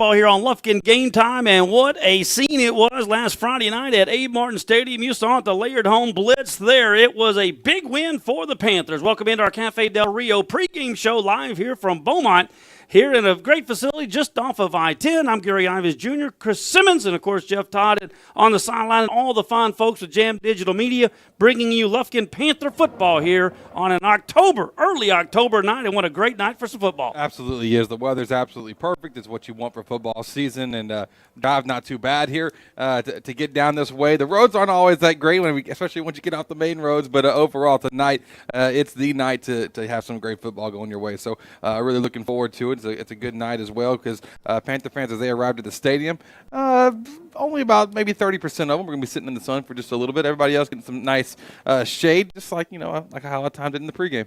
Well, I can tell you this, the Panther bandwagon will start filling up win by win, and the win last week really got the bandwagon with a lot of people on it. You know, people come through the cleaners, and I go to some stores, and, man, what about them Panthers? How are we looking? How's it going? And last week the boys did a very good job taking care of a state-ranked Barbers Hill squad, and it wasn't just that they took care of them. They did it decisively, and, you know, we talked about it for the offense. Both sides of the football were good. But on the offense, let's start there. Our first 7 possessions. Now, I know Waters had a fumble down there in the red zone, and our man Hanser missed his first field goal of the season. But you count all that in. Missed the fumble, touchdown, missed field goal, touchdown, field goal until the fourth quarter when Coach Quick called the dogs off. The offensive line was phenomenal last week, and the offense really did a great job. Yeah, you're 100% right. And it was one of those things that, we were hoping that early on that end zone fumble wasn't going to like shoot ourselves in the foot. Well, it didn't. We were able to overcome it. We looked really strong. It is encouraging. I love how you said it. You know, at the cleaners, you get to tell everybody because same thing. When I'm in town, people ask, "How does Lufkin look?" It's awesome to say, "Hey, they're playing great football right now. They are playing really well. The arrow is going up. It's everything's looking in the right direction." So I'm really excited to see how the rest of the season plays out because I think this could be the start of something very special for this Lufkin squad. But the offense last week, they came out, set the tone, did a job early, and the defense was right there behind them doing the same thing. No doubt about it. The Panther offense, 10 of 10 on third down conversions through 3 quarters. That is just something that you cannot put a price on. Yeah. Very, very important. And flip it over, the defense was just as special. Now, 2 drives, they go a total of 175 yards, and the big man, number 2, I think, had 145 of those, and they had scored easily on both times. You and I are sitting up there going, man, this could be bad. This is one of the, we've been in Lufkin in 18 years. I've seen some great athletes, some that are playing on TV. This kid is a sophomore. Man, he's so fast. You can't guard something you can't catch. Right. But they made some adjustments. We started jamming him on the line and rolled Evan over the top of him all the time. And, he got by us one more time on the third drive, and he dropped that pass. And after that, they did not score another point, and their possessions went as follows.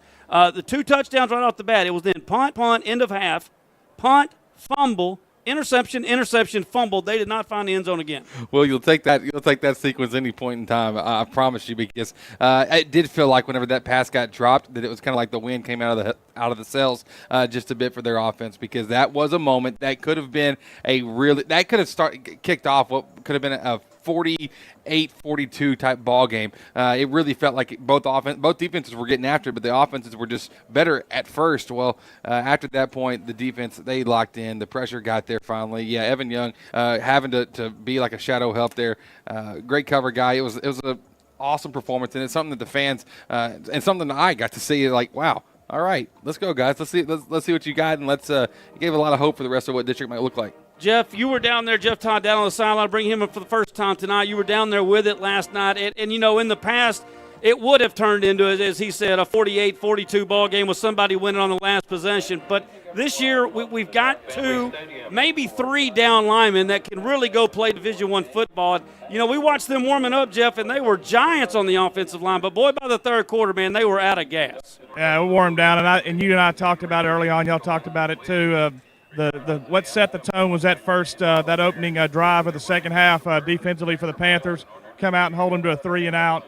And I think that just kind of set the tone for the second half. And Lufkin just wore him down, hit him in the mouth a little bit, and wore him down. And the adjustments, like you said, they made on number 2, keeping jamming him at the line. When the quarterback looked his way, Cam too looked his way. He didn't look anywhere else. He was trying to tuck the ball and run.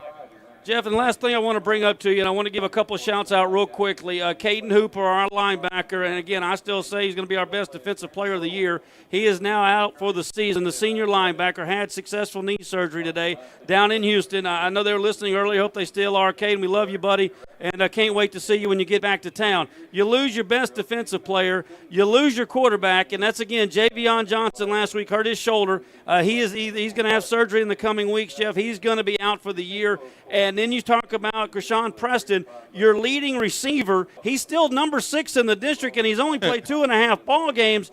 Jeff, you take any team in the state and you take 2 best offensive weapons or 2 of your top 5, your top defensive player, and you're still 4-1. This team it shows you how special they are and how tight they are together. Well, Gary, in fact, a couple of you were talking about people asking you around town. When I've run into people around town or people coming in the office, and the biggest difference I've seen with this team and the teams in the last 2 or 3 years is you can see these kids on the sideline being down here when I'm with them during the game. They get along. They all root for each other. There's no bickering.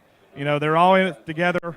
And I think that's a huge difference this year with this football team. Next man up, and that's why you see someone like QT, who wasn't expecting to be a quarterback this year, has worked his tail off in the absence of Javion. You see some other guys step up. Last week, you had a big catch there by Jaden Nichols there, and they had converted a big third down. And so guys are stepping up, and again, all these teammates are getting along on the sidelines. And just a big difference with this team. I think you're right, Jeff. And Quincy's development from what we've seen, like week 1, I harp on this a little bit. I brought it up, I think, the last 2 broadcasts. But what we saw from the first scrimmage where it was like, hey, you're going to have to be, taking some reps at quarterback to what we were seeing last week. It's an incredible difference. He's so much more comfortable in the pocket.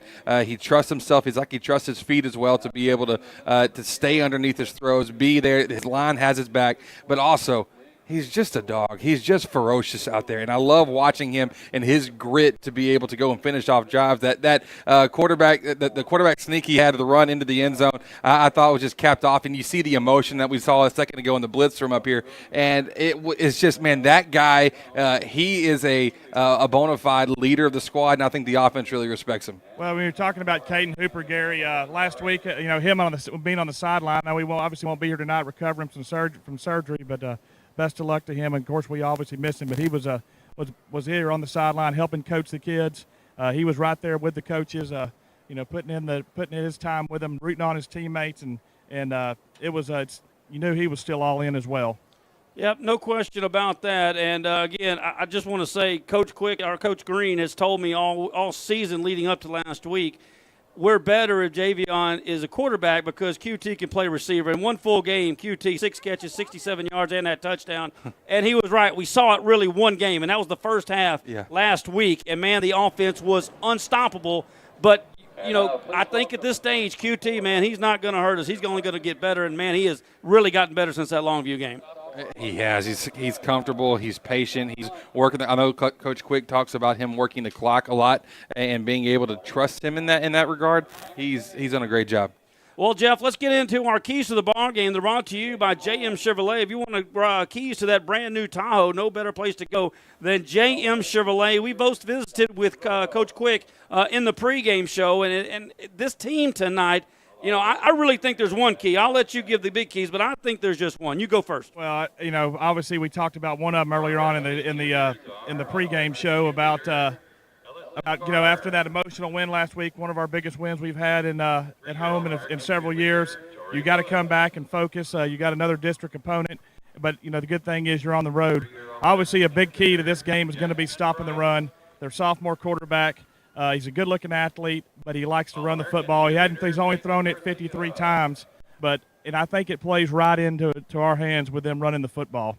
Yeah, I agree with that. They've got the number 3 and the number 4 rushers in the district. The quarterback, Tamaron Anderson, is the number 4 rusher, and their leading back there is Denley. He's the number 3 rusher in the district. So, you know, the top key is going to be stopping the run game, but there's no question if we come out and play our game, if we play our best and they play their best, we should win by 21. But I'm just telling you, you saw the kids after the game last week. They were fired up. They knew the importance of that game. The key to me tonight is Coach Quick and the coaches getting these boys jacked up to come out here and lay the lumber tonight. That's going to be the pivotal point to me. You got to have energy. It's a huge district ball game. It's this is the kind of game that you win and you keep building on the importance of every week with every win that you get. And I think tonight has to be that for us. Yeah, again, like I mentioned, it's about probably good they got away from the school early and got on the buses together to have time just as a team and get focused, and sometimes that's the best way to recover from after a big win like that, to get on the road. No doubt about it. Our final 2 really big ball games are on the road, and the schedule doesn't. You would say, well, that's not that good, but you look at it. Barbers Hill, tough game. You come back with West Brook.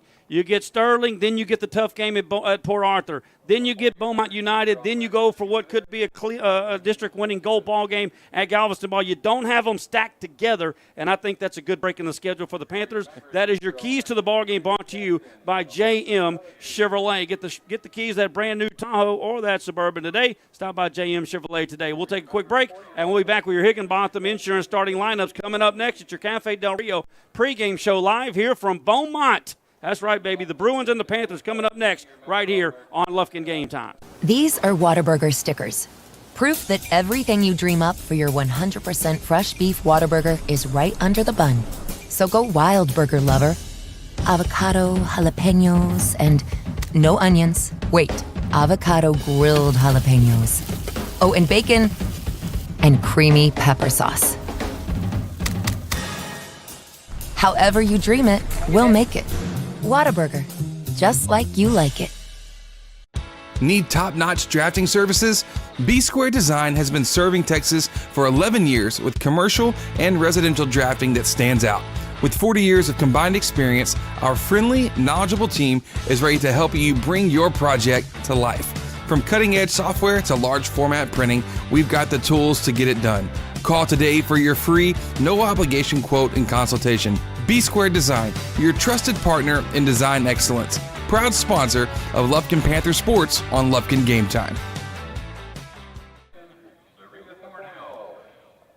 And welcome back, our Cafe Del Rio pregame show here live from Beaumont as we're getting set to take on our Lufkin Panthers and these Bruins of West Brook. Let's get into our starting lineups. As always, brought to you by Higginbotham Insurance, the Davis boys at Higginbotham Insurance, Jamie Lloyd, Mike, Scott, and all the fine folks. That's all my boys right there. Higginbotham Insurance for all of your insurance needs. It will be number 7, Quincy QT, taking the reins here, Chris. From here to as far as we can go, the senior quarterback is completing 65%, 529 yards, 4 touchdowns, 2 interceptions, 164 on the ground with 4 more touchdowns, 6 catches for 76 yards, and a touchdown. So the Mr. Lufkin Panther do it all. He and Kivo, he will be leading the reins. It is the Quincy QT show from here on. And it's not a bad thing either for a team to have clarity on this is our guy, this is the direction that we move forward, because now you've got your quarterback in the pocket. There's no questions. And so now it's, hey, here's the direction we're going. Take it under the reins. Let's go.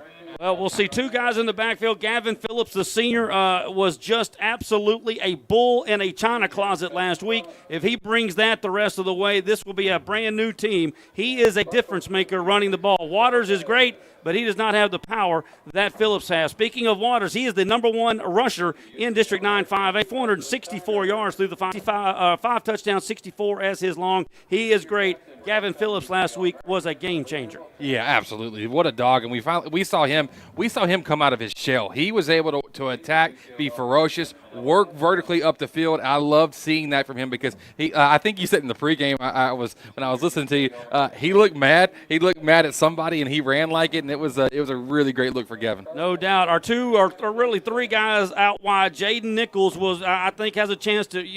It's calling on him. It's his time. The senior has a chance here to make a name for himself, and he will do it. He is a big kid and will make some plays. He'll be out wide. Kevo Taylor, he is second in the district in touchdowns. He's got 7, 3 by air, 2 by ground, and 2 in the return game. 7 total touchdowns for our man Kevo Taylor. He'll be out wide. And, of course, Keandre Hooper, our man, he'll move around to slot outside as well, the senior with 113 yards receiving on the year. The offensive line will remain intact, and that is what we are most proud of from left to right. It'll be the junior Daniels, the two seniors, Villegas and Chavez, at guard and center. On the right side, the sophomore Henson and the junior Hicks on the right tackle position. That is your starting lineup offensively. And, of course, Nichols, Hansard, has been doing a great job. 13 of 14 for PATs, 2 of 3 from field goals. But, Jeff, the most important and most impressive thing about Nolan Hansard is not his leg. It's his brain. He's number 2 in the class. Get some of that. Get you some of that. Wow. Okay. Well, you saw he got that scholarship there during the NAC game, so we know he can. That he has definitely got the brains. We'll get the defensive starters. We got the defensive starters in a moment. Let's go to the far side for the Lufkin Panther School song.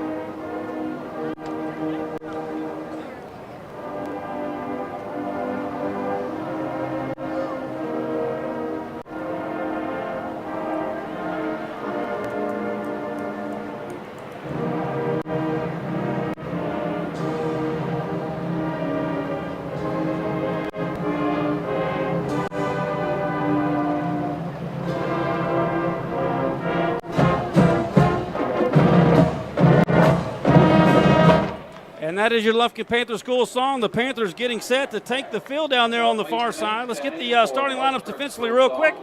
McClendon, Zion Williams, and Alexander up front. Hood and Davis on the outside linebacker position.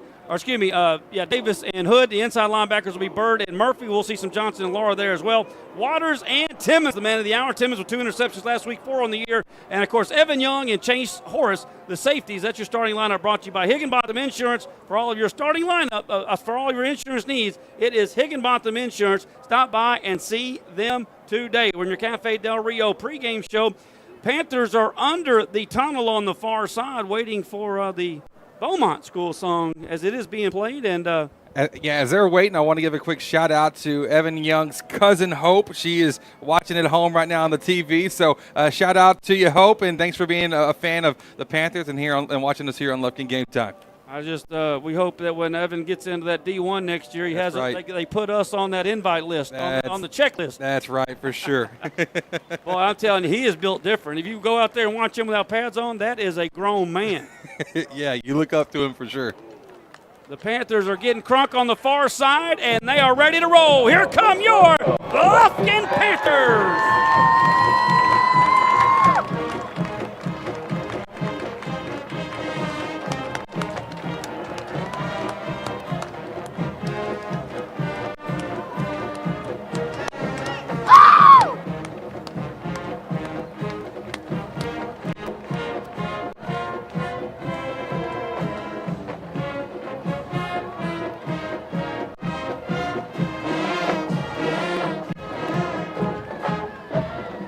Panthers are on the field. The Bruins are about to take it. We'll take a quick break, and when we come back, we'll go down to the field for tonight's Security and Guarantee Coin Toss. Live here from Beaumont, it's your Cafe Del Rio pregame show right here on Lufkin Game Time. Panther fans, craving a game time snack? Head to Taco Casa, the official taco destination for Lufkin Game Time. Dive into a crunchy taco, indulge in a super burrito, or satisfy your taste buds with nachos or a chili burger. Serving Lufkin and Nacogdoches with excellence. Taco Casa, where it's always real fresh, real food, and real good. Taco Casa, proudly supporting our Panthers on Lufkin Game Time.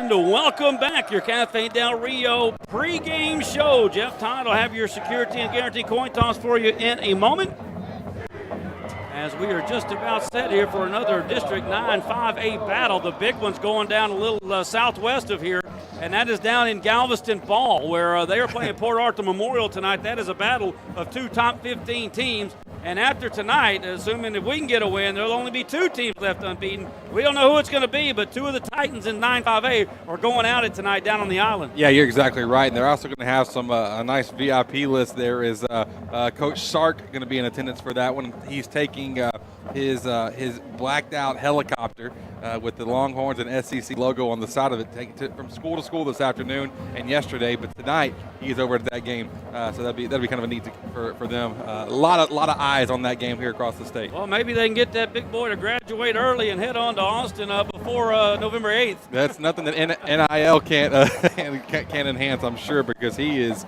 he is something. He is going to be one of those. Can't wait to watch it. I know we'll have a plan for him, but a lot of things to go first. And, Jeff, you got tonight's captains as they're about to meet here. I think we're going to have the national anthem first. Well, I'm ready for some football. Where we have the Security and Guarantee Coin Toss, we'll have the national anthem.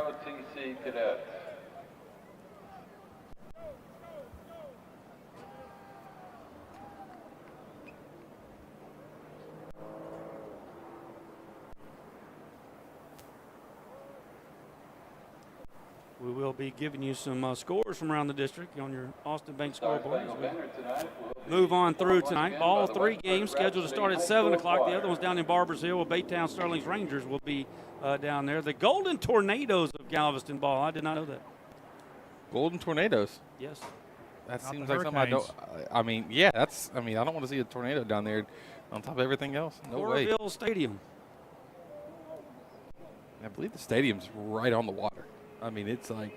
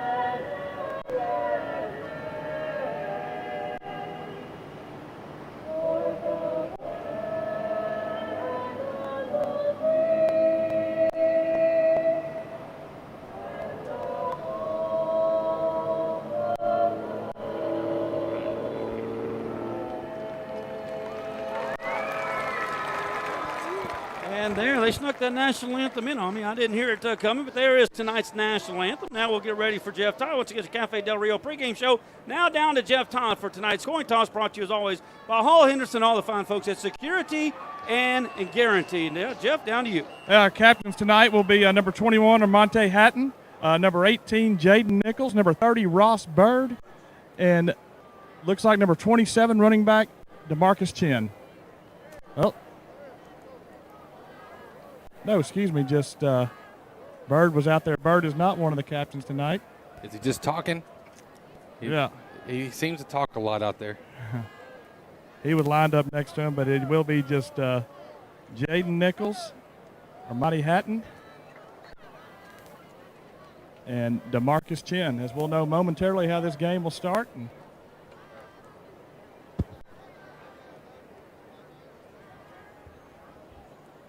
Introducing the referees crew for tonight. Our referees Eric Rosar, umpires Mark Dobbs, head linesman Jason Gardner, line judge, Captains introducing themselves out here at midfield. side judge is Marvin Fenstick, field judge is Anthony Bryant, and the back judge is Byron Jackson. We've already done the coin toss. Captain for Lufkin, number 18, Jaden Nichols, number 21.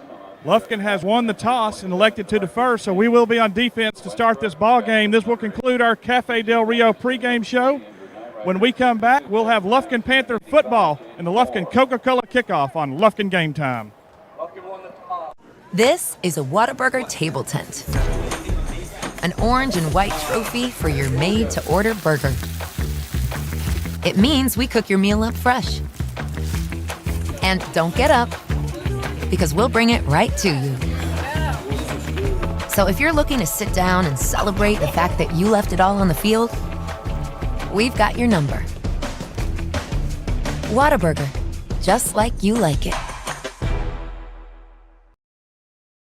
Welcome back, everyone. It is Lufkin Panther football right here on Lufkin Game Time. Gary Ives Jr., Chris Simmons, Jeff Todd on the sideline, and everyone here with Jam Digital Media bringing you football in style, baby. The Panthers getting set for our 6th game of the season, our 2nd in District 9 5A. The Panthers have reeled off 4 wins in a row since that opening game loss to the Lobos 7-3, and 4 good wins in a row for Lufkin, and we'll try to make it 5 for 5 right here at the Beaumont West Brook Bruins tonight, as we're just about set for our Lufkin Coca-Cola kickoff. We won the toss and elected to defer, so Hansard will be doing the honors. Hansard so far on the year has got 9 touchbacks and only 1 out of bounds. So he, the senior, has been phenomenal, and he'll do the honors here to start this one off. Lufkin wearing the white tops with the purple pants and the purple trims, and the Bruins look like the American flag out there, red, white, and blue. Your Lufkin Coca-Cola kickoff is underway. It's a high-end over-ender. It's going to be fielded at the 5-yard line, straight up the gut. It's not going to open high, though. Brought down quickly. Good tackle out past the 25 to the 28-yard line, and the tackle looks like Evan Young. The aforementioned Evan Young starts off with a special teams tackle. Yeah, he does, and that's special teams has been something that's been a strength for Lufkin. And, you know, we really have an ability to flip the field, to cover well, and not surrender a ton of huge plays on the special teams end of things. So now the defense comes out, and it's a matter. This defensive line has been so good. Elijah Alexander on that line has been ferocious. He has been fantastic for us this season. I look for more of that to continue here tonight. Well, got to contain Anderson. He loves to run. He's got almost 300 rushing yards, almost 400 rushing yards on the season. Hasn't thrown for a lot. Already in motion, left to right, ball to 27, and it'll be a handoff. And no, he's going to keep it right up the gut, and it fooled us. And he's got some speed. And the sophomore Anderson busts through our first wave, finally brought down way back by Kenneth Davis, but it's going to be a big 25-yard rush there on first down. Yeah, he's a dangerous threat. We're going to see the running ability be a big thing. We've got to keep him in contain and force him to put the ball in the air because they don't want to do that. First down and 10 at midfield. It's a high step. It goes over Anderson's head. He's still on the ground. The Panthers are going to get it.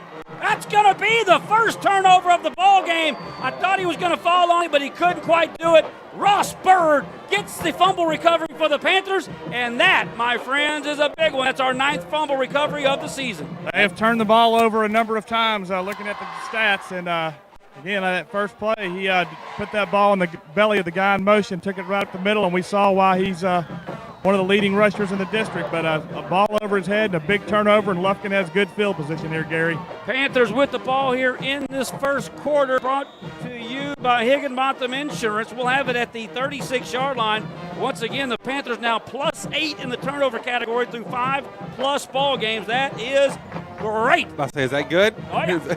20 personnel now back there. It will be QT. First handoff goes to Gavin right up the middle of the running, not quite going quickly here on first down, but his first down carry of the ball game will pick up 4 yards onto the right hash, and it'll bring up second down and about 6 for Lufkin. Well, you notice what's different about Gavin on that run than what we saw the first run of the season for him. First run of the season, he's looking in the gaps and trying to see, can I wiggle through a hole here? That time there was no hesitation. He decided quickly he's going to bust up through the gap and got him a positive 4-yard run. Down to the 32-yard line, second down, 6 for Lufkin. First possession. This one will go to Waters around the left side. Waters breaks through the first wave. The water bug, as Coach Quick said in the pregame show, gets down to the 26-yard line, and that, my friends, will be a Whataburger first down. There's a reason that kid leads the entire district in so many carries. That's now 76 carries for him, 474 yards. He has been a force, averaging 6.19. Yeah, that's good too. 26-yard line on the Panthers' first possession here in our Higginbotham Insurance first quarter.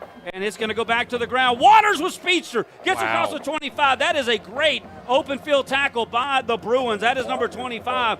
Chris Landry, the junior, with a great tackle there, or Waters was going for his 6th touchdown. I don't know that Waters saw him coming because the way he got lit up, it felt like it was. I know for me, it was out of my peripheral of seeing him coming that way. That's a big hit. Boy, only 3 yards, but it felt like he had full steam ahead. Second down and 7 for Lufkin. Once again, ball on the right hash down to the 23-yard line. QT sprint option to the left. He will keep it. Cuts it up inside. He might have fumbled it. He did fumble it, but I do believe the Panthers got it back. Not so sure. They're pointing Beaumont's. No, it's still Lufkin's ball. I think he got it back. Wow. How did you see that? Don't talk about my vision, Puck. He must have gone to the eye doctor this week. I need one. That is going to be a 1 yard. Now, maybe the line of scrimmage. Well, we may have only have 5 official fumbles on the year, but we have put it on the turf about 22 times. A lot more than what we have given up, that's for certain. No gain on third. Lufkin yet to throw a pass, probably coming up right here. Maybe not. It's our 4-down territory. Third down and about 7, ball at the 23. Rolling right, QT's got a man in the flat, but he underthrew Keandre Hooper. Hooper was open at the 19-yard line. It would have knocked it down to about a 4th and 3, but the pass is incomplete, and Hansard in the field goal unit will come on here. I watched him in pregame knocking them down from 45 yards. This is going to be from 40. There's no doubt he's got the leg. This would be his longest field goal of his career. His longest 30 this year, but he made 30 at one of 38 last year. I went back and looked at my last year's stats. Thank goodness I saved them. There you go, ball now on the left hash. Kivo will hold. Diaz will snap. Good snap, good hold. The kick is up. It's got the distance. I believe it's right down the gut. It's good. No, wide right. What? Yes, sir. I did not see that upright disappear. That fooled us from up here for sure. I thought the same thing as you. I'll be honest. That's twice my eyes have tricked me here tonight. Well, that ball just died at the end because it apparently was a bit wide right. So the Lufkin Panthers get that turnover but cannot cash it in. It'll be a missed field goal there for LP. Well, not the start either one of these teams wanted to have here early on. You know, fumble from West Brook and then, you know, missed opportunity. I mean, it's a long field goal for sure, but defense going to have to come back out and see if they can create the issue. Higginbotham Insurance first quarter, 9 minutes to go, and there goes the big man outside again, cuts it out. Anderson down the right sideline. Well, we better get our chin strap buckled or we're going to be chasing Anderson all night. That's going to be another 18-yard run, and he's going to be over 50 yards on his first 2 carries. Boy, Keithan Davis came off the edge and crashed real hard and got his hands on him and just didn't quite get him down. He broke that tackle or he would have had him for a loss. We've got to realize we don't need to get back there quickly and sack him. We got to get back there and stay in our lane because if he finds a lane, he's the fastest guy on the field, no question. First and 10. He does want to throw, drops back 6. Now he steps up in the pocket. We're going to bring him down, but it's not going to be a sack. He's going to gain a yard. It was a throw. It was a called throw. Alexander wraps him up for a yard gain, but pressure came from outside, and he had to step up in the pocket, and he's going to run when he can. Keithan Davis came flying around the edge. It forced Anderson to step up in the pocket, and Anderson, his legs, his threat, it shows why he's the fifth, got the 5th best stats as a rusher across the district as a quarterback. Second down and 9 now for the Bruins. In motion left to right. That's going to be Anderson in the gun, obviously. Hands that off. And breaking off a tackle there is Delay. And Denley will get some yards there on second down. The senior running back, the 3rd leading rusher in our district, picks up about 7 yards, and it's going to set up 3rd and 2 as they rush to the line of scrimmage, so we can't make substitutions. I don't know that our defense thought that Denley had the ball. I thought they thought it was an option or something because Denley went untouched for the first couple yards. How about this formation? 4 split out to the wide. It's a quarterback keeper all the way. He's not going to get the first down, but it'll be 4th down and about 2 on our side of the 50. He's only thrown 53 passes through 4 ball games, so you're averaging, what is that, about a little under 13 passes a game. And under 200 yards. And I'll tell you what, in that play, he may not get credit for the tackle, but Elijah Alexander spinning off his block is the one that changed his direction then, and Keith and Davis able to come up and clean him up. But good job again by Alexander. In the play before by Alexander, he the one where he was going to throw it and took off. Alexander again rolled off his block and made the tackle, held him to a 1-yard gain on that 2nd down play. Yep, you're right. 4th down and a little less than 2. I'm kind of shocked. You get a chance to make a name. They know they're not picked to beat us. I would probably go for this if I was them. But now they just got to delay a game now. Whataburger penalty flag here, our first of the ball game. First Whataburger penalty flag of the game will go against the West Brook Bruins.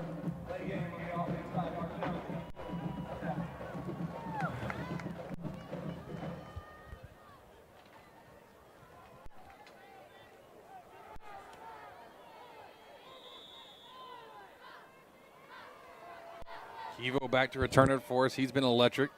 Let's see. He gets a good high punt. This will be tough to return. Kivo catches it at about the 15-yard line, trying to get to their sideline, and he'll be yanked down from behind. Kivo gets up, and it will be Lufkin ball near the 20-yard line here in our Higginbotham Insurance. Well, we're going to have we're going to be pushed back a little further with Whataburger penalty flag. Elijah Alexander blindside block. Behind the play here. I don't like that kind of news, Jeff. We need to give more positive stuff over there. Right? Don't tell us that kind of stuff. Well, I'm just stating the facts right now, Chris. The second Whataburger penalty flag against the Panthers here in the first quarter. 7 minutes to go in our Higginbotham Insurance first quarter. Lufkin will be backed up now. Ball was at the 20. It's going to be down at around the 10-yard line, I suspect. Half the distance on that personal foul against the Panthers. And this is going to... We started at their 30 on the last possession, actually at the 9-yard line. 1st down and 10 for Lufkin here. We got 14 yards on 4 plays on the first possession and missed that field goal from 40. And now see if we can go 91 yards. First play, QT throws it out to the flat. It's caught by Kivo at the 15. Kivo dances outside. He's thrown out of bounds at about the 18-yard line. So that should be about a gain of 9 there on 1st down for Kivo Kuti. Kivo 2 from Kuti. That is Kivo's 15th catch of the year, and we'll get him close to 290 receiving. That's a number 2 from years ago. That's right. Kiki Kuti. He's the one that made number 2 famous here. Now it's an honor to have it. Handoff go. Oh, big S&W collision at the 15. Waters had absolutely no chance. I don't know who on the left side of that line missed the outside linebacker, but he blew that play up. Yeah, McGrew, number 12, came in and made the tackle. Whoa. That's quick. That was quick, but that was also something got missed there. So Panthers had 2nd and 1. It's now going to be 3rd and 4 back at the 15-yard line. We need the 19 for a 1st down. QT in the gun, fakes the handoff, looking left again. Now he's going deep down the sideline. Farku, oh yeah, number 2, hey, you know who, Taylor, down the steps, 10, 5, yes sir, Kivo to the end zone, no laundry on the field, it's a touchdown, baby, from 85. Kivo's got all the speed in the world, and he just showed it off there, and I love the call on 3rd and short, and we're gonna air it out and throw that thing down the field. Beautifully done. Kivo just excellent getting past the defense, getting on top of them, and they had no chance in that field race. Boy, and QT hit him right in stride, too. Yep. Perfectly thrown ball. The longest play from scrimmage this year, 85 yards for Lufkin. QT, 5th touchdown pass of the season. The extra point, the St. Luke's Health Memorial extra point is good. And the Panthers lead it 7-0. We'll take a quick break. 5:43 to go in your Higginbotham Insurance first quarter. We're back right after this. When it comes to repairing your vehicle, you always have a choice. At S&W Expert Collision Repair, we set the standard for excellence with state-of-the-art equipment, leading-edge technology, and over 40 years of industry know-how. They got us a new car. They got us a new car. They got us a new car. No, this is your car. We just fixed it correctly. Thank you so much for our new car. No, this is your car. S&W Expert Collision Repair. You just might think you got a new car. Welcome back. It's Lufkin Panther football, your Wright Buick GMC scoring drive update. It was 3 plays, 91 yards total, culminating with that 85-yard touchdown pass from QT to Kevo Taylor. That is Taylor's 4th touchdown, his 8th total touchdown of the season. The extra point was good. Lufkin leads at 7-0. That is your Wright Buick GMC scoring drive update. And we are now set for another Lufkin Coca-Cola kickoff here in the second half of this first quarter. Hansard in again. A high end-over-ender is going to be fielded over on the far side at the 9-yard line. Trying to go right up the middle. He's got an alley. Now he goes out to the right-hand side. That is D'Artes coming to the corner. He gets the 30, and he will be out past the 30 at about the 33-yard line. Good return out there. Actually, was that number 2? Corey Jones. It was number 2, Corey Jones, but then Evan Young there, second time on special teams making the tackle. Thankfully, he's staying home and staying disciplined because up front, the first couple blocks are being created, alleyways being made, and so got just nothing to be worried about. But, hey, let's just notice it and get it fixed for next time on the kickoff, which hopefully comes up pretty soon. Well, Gary, you mentioned it in the broadcast last week about the dim lighting here and how dark it is. And I'd forgotten about it until I was down here when the sun completely went down. It is not a well-lit stadium. No, and the last time we came, it was cold and rainy. You could barely see a thing. Ball's at their own 33-yard line. Trips to the right-hand side. Empty backfield now for Anderson. He is in the gun, and we got a Whataburger penalty flag. I think the center, everybody did not jump except for the center. That'll back them up 5 yards as they had a little miscommunication on the cadence. Whataburger penalty flag. That is the first tonight against the Bruins. The center is trying to say we were calling out their cadence, but they're going to mark it off as a illegal snap or false start, and it'll be 5 yards against the Bruins. Well, he snapped it and nobody moved, and the ball was rolling around. I think he was saying we were offside, marking out their cadence. First down and 15 now, back inside the 30 at the 27, making the 28-yard line. Anderson, the lone man in the backfield. Empty set, 3 receivers to the right, 2 to the left. And he wants to throw it. And, what a great grab off the turf. That is Jalen D'Artes. He went down there, and I don't know how he caught it, but he got his hand under it, and it'll be about a 4-yard gain. Well, Anderson also had to make that throw because he had McClendon coming right down his throat. I mean, it was very close to being a sack, but Anderson actually stood in there, made the throw. It wasn't, a perfect throw, obviously. It missed the mark a bit, but able to be caught. McClendon was right there nearing the sack. So second down, and they'll call it 11 now, and they will go to the ground. There'll be a handoff right up the gut. That's the 3rd running back to carry it tonight for the Bruins. Thankfully that tackle was made because there wasn't anything else left up the middle. That is 26 to Various Bell. His first carry of the night. And it'll be 3rd down and about 8. After that 4-yard gain on second down. Tamron Anderson, the sophomore.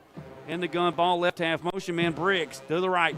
He's looking that way, now back to the left, throws it on the screen right up the gut. He found Bell once again and caught a slipping. Zion Williams down there to make the tackle downfield. Good hustle by the big LSU commit, but that is going to be a big first down, and we got a Lufkin Panther down at the 40-yard line. Yeah, but they mentioned it was Zion that did make that tackle way downfield, and I have not gotten the number yet on the Panther who's down. 15. It looks like maybe McClendon. It's Booker, number 15, Booker. 15 Booker, okay. I saw a 1, I think he got pancaked over here. They ran, looked to be a screen out to the right, but in reality it was a throwback screen to the left, and they found Bell wide open in the middle with 2 blockers out in front, designed very well. And luckily Zion was making some good hustle down the field and brings him down at the 48-yard, our own 48-yard line, or it would have been a much bigger play than that. Their 3rd possession here in this Higginbotham Insurance first quarter. They turned it over on the first possession and then had, after a 22-yard gain out to midfield, punted on the second possession, and now they're right back out to midfield as well. A screen play and 2 big running plays. There's my man Elijah Booker's kid as he's up and moving. He'll be all right. That man is tough as anybody we got. I can tell you that right now. Yeah, needing a little help to get off the field, but he is walking.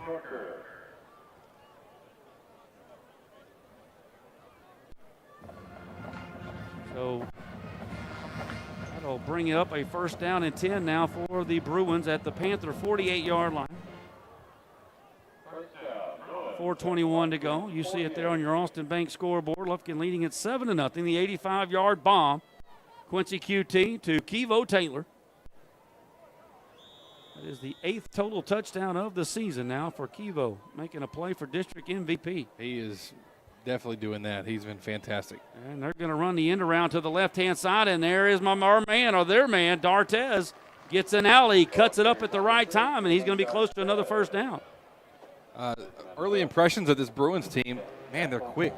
They are quick all over the field right now, especially quarterback position, but also these end arounds. They've always had some great athletes come through here, and a lot of Division I players. They don't lack that. Elijah or Elizalde, what was that quarterback last time? That dude was fast. Last time we were here, we beat him though.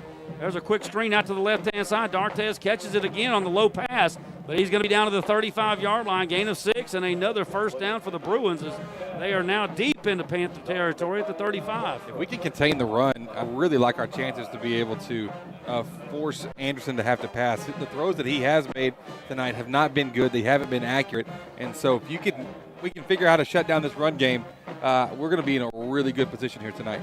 1st down and 10. It will be a handoff again to Bell. This time somebody comes in from outside, and I think I know who that was coming to make that tackle. That is Jawan Lara, I think. Yeah, it was Lara that got in there. Lara makes the stick. He does get a few yards as he came on that outside blitz on his inside linebacker position. And it'll be 2nd down and about 7 now as they cross the 35.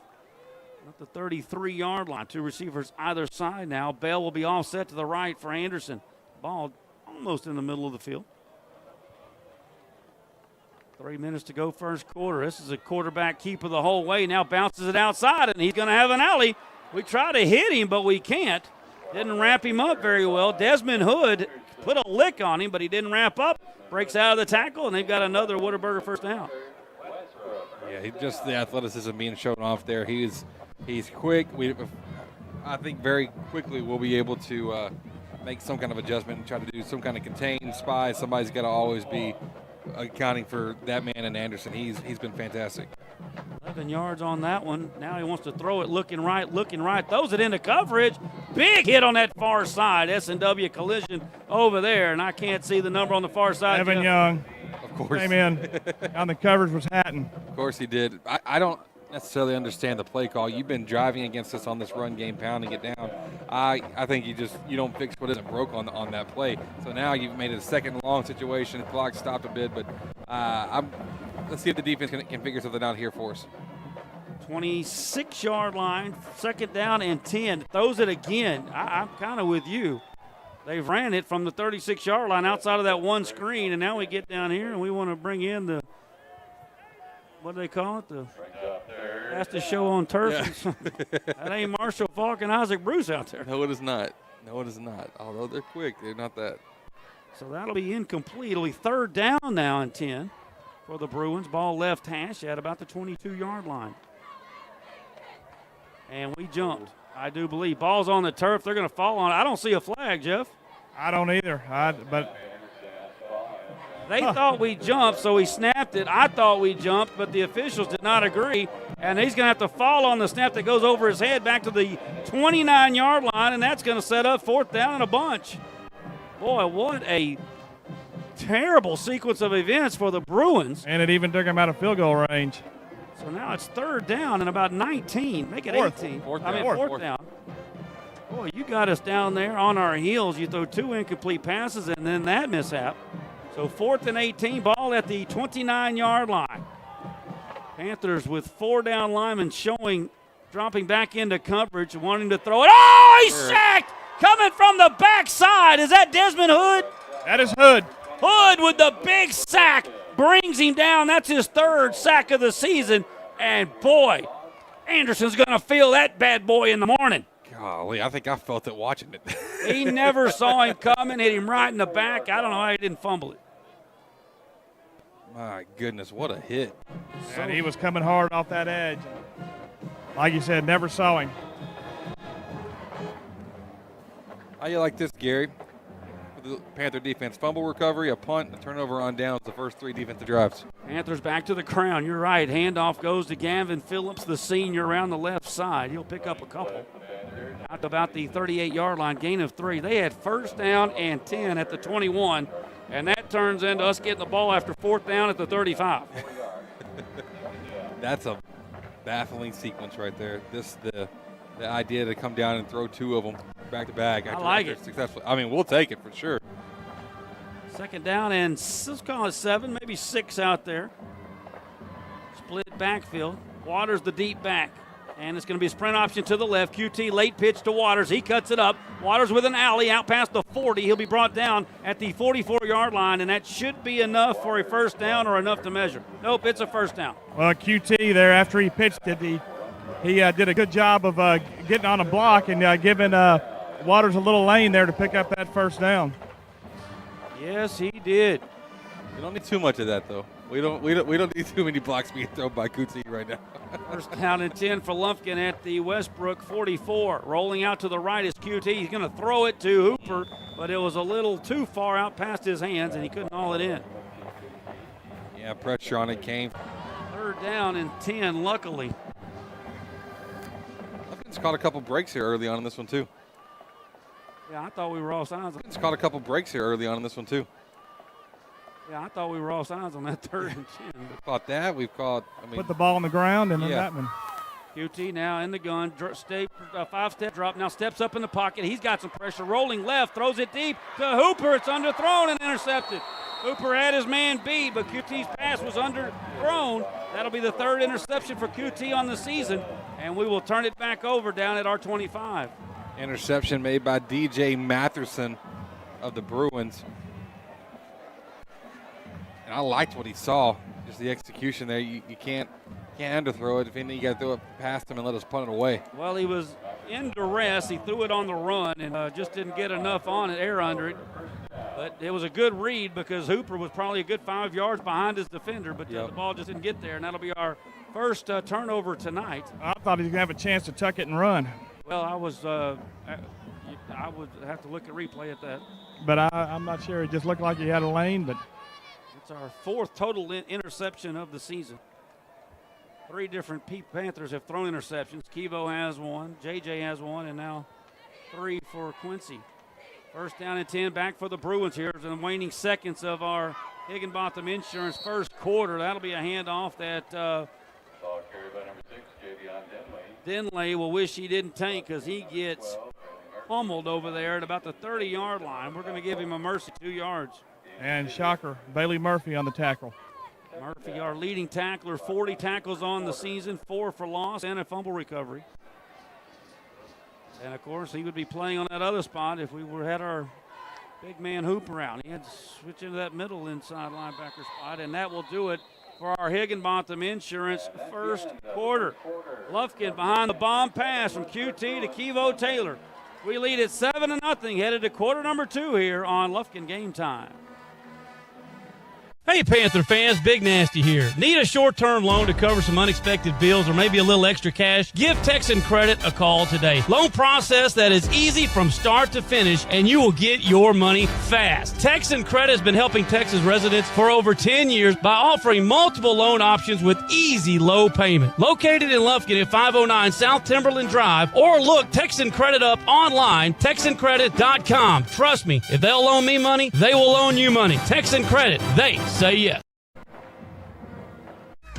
Panther fans, craving a game time snack? Head to Taco Casa, the official taco destination for Lufkin Game Time. Dive into a crunchy taco, indulge in a super burrito, or satisfy your taste buds with nachos or a chili burger. Serving Lufkin and Nacogdoches with excellence. Taco Casa, where it's always real fresh, real food, and real good. Taco Casa, proudly supporting our Panthers on Lufkin Game Time.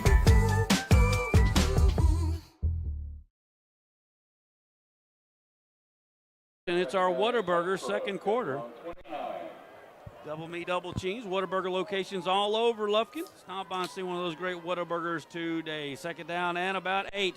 Rolling out to the left-hand side. He will hand it off eventually, and West Brook starts his second quarter with another ball on the ground, and we'll pick up about 5. And we'll set up third down and 5 here as we're just underway in our second quarter.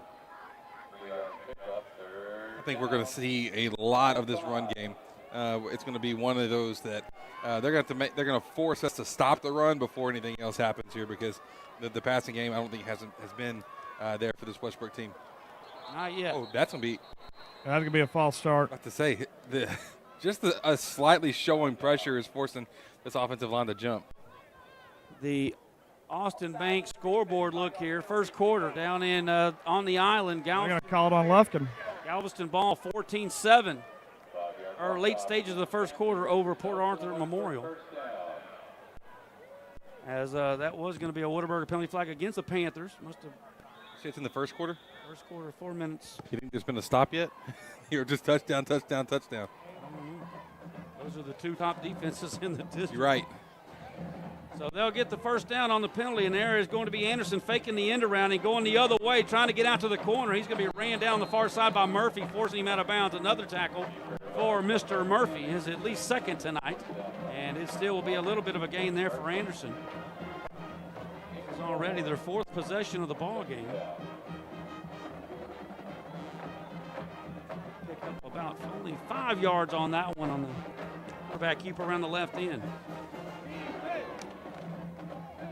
Still going to have to figure out how to stop the run, though, because 5 yards is obviously too much, and do the math. The easy math on that is that's going to be a first down pretty quick. And this time they'll go to Denley, and nowhere going for him. That's better. No doubt. That is not a 5-yarder. That's going to be Carson Jones coming up and making that tackle, along with some help over there by McClendon. And that'll be a loss of maybe 1 and bring up third down and 6.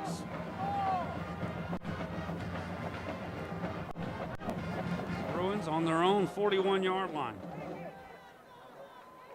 Just over 10 minutes to go. We'll have our Morgan Insurance Agency halftime show. Bunch of stats. Visit with our head coach Todd Quick as well. That's a lateral. Get on it. That was behind him, trying to get it to delay, and he will finally throws it out of bounds. That is going to be a loss of about 12.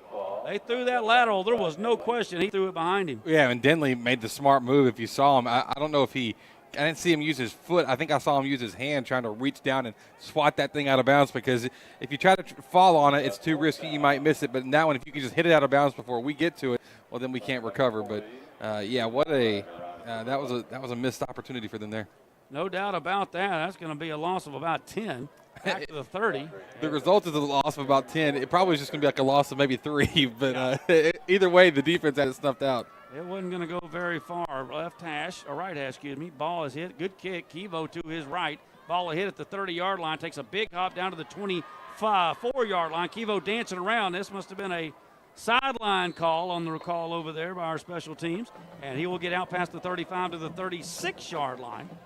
And a 15-yard return for Kevo Taylor. He's averaging right at 21 yards per return. And he also has that one big 52-yard return against the Dragons. Is he the breakout performer for you so far this season for us? Well, Jeff, you can testify to his sophomore year when we were in Forney. He busted on the scene, and I said this is the next great one. He has a sophomore, but it was just we had Kedron for those years, and you don't vary too much off of that. There's back to the ground. There's Waters. He spins out of a tackle out past the 45, and they will actually mark his knee down at the 45. That'll be a 9-yard gain for Waters. So you've got a guy that can go anywhere in the nation he wants. You kind of keep giving him the ball as long as you can, and I think it took away from showcasing Kevo Taylor, who is now getting his chance this year, and he's taking full advantage of it. Well, I think they had a hard time getting the ball to him, too, so there's no question about that. No fault of his. Second down and 1 now for the Pack at the 45-yard line. Full backfield, and they'll go back to the ground. Waters cuts it up. He's got the first down. He'll be brought down at midfield by a host of Bruins. That'll be a 6-yard gain for Waters, 15 on the last 2 carries, and that will be a Lufkin first down here in the Whataburger second quarter. We're leading at 7-0 with 9 minutes to go in the half. Yeah, Lufkin offensive line getting a little push up there right now in this drive so far. They ran looking right over that right side. And, of course, we know who that is, Henson and Hicks over there, the sophomore and junior. They have had a really good start to the year, too, so far. This has been, run game is set up. All this is really set up by solid offensive line play. You got to have somebody keeping off the horses. In motion will be Hooper left to right now. 2 receivers to the right. There'll be a sprint option. No, we're going to run a reverse the other way. It's Hooper coming to left side, and there is nothing but green grass over here, baby. He's inside the 40. Oh, he's thrown down out of bounds by his hair. And, boy, that was kind of a cheap play over there by Matherson. He was already out of bounds. I heard the play call, almost said you're going to like this one, and it was a good one. Well, I was out there Wednesday, and we were working on a bunch of different razzle-dazzle, and I'm like, I watched 1 minute of film here, and I said, we don't need it this week. They line up and run over these boys. But we go deep into the playbook there, and we're running that pitch reverse to Hooper, and he took advantage of it. Picks up 18 yards. We're down to the 32-yard line. First down and 10 for Lufkin. We lead it 7-0 here, second quarter. Back to Waters, up the middle, gets an alley right off of Chavez's right side, and he will fall down to the 25-yard line, and he will gain 8 on first. That last tackle off a little hoop, I don't often get reminded that I'm happy to be bald, but that's one of the few situations where, yeah, you know what, I don't mind it right there. Yep, he yanked him right. He was already out of bounds. That's what kind of made me a little perturbed about it. But either way, second down and 2 for the Pack, 20 personnel. Phillips to the left, Waters to the right now. QT in the gun. It'll be to the ground. Gavin's got a hole up the middle, and he trucks the middle linebacker down to the 15-yard line. He ducked that helmet, and he took big number 12 McGrew with him for a little ride. Yeah, he hit that hole hard and and punished a couple of guys. May have even punished one of his own guys running into the back of him. First down and 10. We are in the red zone for the first time tonight. It'll be first and 10 at the 15-yard line. QT trying to snap the strap of Gavin. Why is the clock stopped? Great question. They're running it now. But the play clock was running. It's down to 5. Hand off to Waters right over the right guard of Henson. And Henson will spring him for a little bit down to the 12-yard line. It'll be second and 7 now at the 12.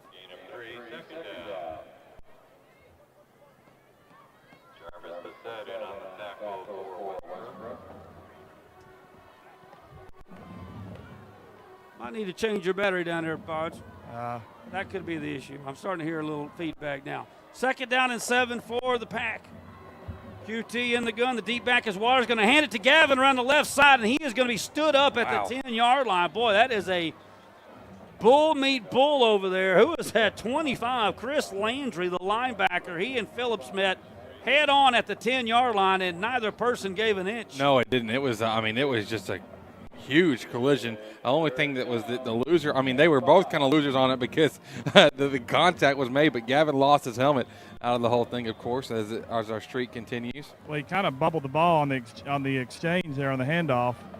Third down and 5. Backfield set to the right now. Middle of the field. QT running right on the sweep. Gives it quickly out to Waters, but he's going to be brought down short of the first down. He picks up 4. It looked like he had it, but a great tackle over there. And it's going to set up 4th down and 1 now and see what Coach Quick elects to do. And it looks They're going to bring the heavies in, Gary. Bring in the big heavies. This is my favorite lineup. Well, I want to give DeMarcus Chin credit there on that option. He got a great kick-out block there to spring Waters through there. Remember when we had old big Shaquille Teal come out on that big heavy? That was my man. 4th down and 1, and we're going to get a timeout. That is going to be a B-Square Design timeout, our first one of the night. Hey, you're exactly right. Our friends over at B-Square Design are proud to support Lufkin Panther football here on Lufkin Game Time. And listen, B-Square Design is fantastic for all your drafting, commercial, residential, whatever it may be. They got you covered.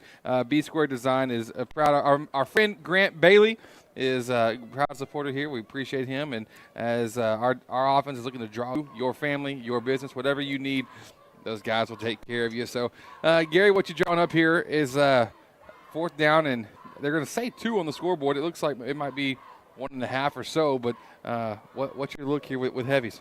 Well, we got a sizable advantage up top. Yep. So, you got 2 options. You either give it to Big Gavin and let him see if he can pick up 6 feet. Everybody's drawn inside, or you pull a little trickeration and play fake it Yeah. and throw it to Kivo, who'll be wide open out here in the flat if you want to. That's true. We're going to huddle for a while and break quickly here. Looks like we're going to run it to the right side. We're going to run a power sweep to that right side. It's going to be a pitch, and I don't think he got it. I don't think he did either. That might be our first time we've been stopped 4th and short in the red zone this year. They went with the power sweep to the right. Was that Waters on the carry, Jeff? I couldn't see the number. I think it's QT who kept it. Somebody pitched it. Maybe I missed it. I was shocked at how fast they collapsed onto the ball. I could have swore somebody pitched it. You might be. It's Listen, you're probably end. right. It's on the far end. I can't see the far side, but it looked to me like maybe Gavin was in the Wildcat quarterback position and pitched it to QT. I'm not Sorry, I was changing batteries out. They pitched it to Kivo Taylor. Kivo. No, I told you there was a pitch. You're right. You're right. You're right. So that will fall short, and that'll be a turnover on downs for Lufkin. Score remains 7-0, and here they come on the other end. Oh, big play, but he didn't have the ball. That was going to be a safety back there by Zion Williams. But luckily, Alexander, actually. Or Alexander, but luckily for Anderson, he kept it and picks up a few yards. Whew. That big boy just flew. Just absolutely flying out there.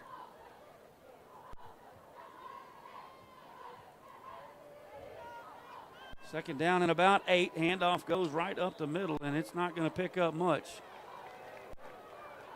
I think the longer they keep this at a one-score game, the more confidence they're going to grow.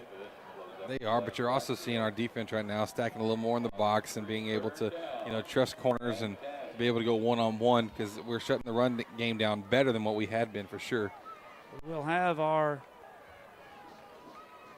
Morgan Insurance halftime show coming up in 5 minutes. Taco Casa halftime stats and our halftime interview brought to you by Layered Homes. Third down and 9 now. Oh, big hit, but he missed him. But that made Alexander throw it before he was ready, and it's incomplete, and it'll be 4th and 8 deep in their own end. There was not a lot open. That was all one-on-one coverages, too, on the outside for our corners and for even Young stepping up there to guard the slot guy. Everybody was one-on-one. Everybody held their own really well. Evan Young even had a huge gap because the slot guy came about 5 yards up and took it out to the outside on that side of the field. Young closed the gap quickly, and the defense is looking very solid. I think it was Hood gave some pressure. He wasn't ready to throw that ball, but he was either going to do that or take a safety because there was great pressure there by the Panther defense. And here's another punt. And this is another good one, almost blocked. Kivo's going to field it at the 46-yard line on their side of the field, trying to get to the corner on their sideline. Doesn't like it, stutter steps, cuts it up. He's at the 30, high stepping at the 25. He's back, now down the line again, and he's going to be forced out of bounds at the 20-yard line. That's going to be a 27-yard return for Kivo Taylor, and the Panthers are going to be set up in great field position once again. Man, that kid is just a playmaker. Well, did you see how quickly when he stopped and had that stutter step, he kicked it back into gear and went to full speed? My knees started hurting when I saw that happen. Kid can play some football now. And he likes to play football. That's a good positive thing to have. It definitely helps out on that field. Inside the red zone now at the 18-yard line.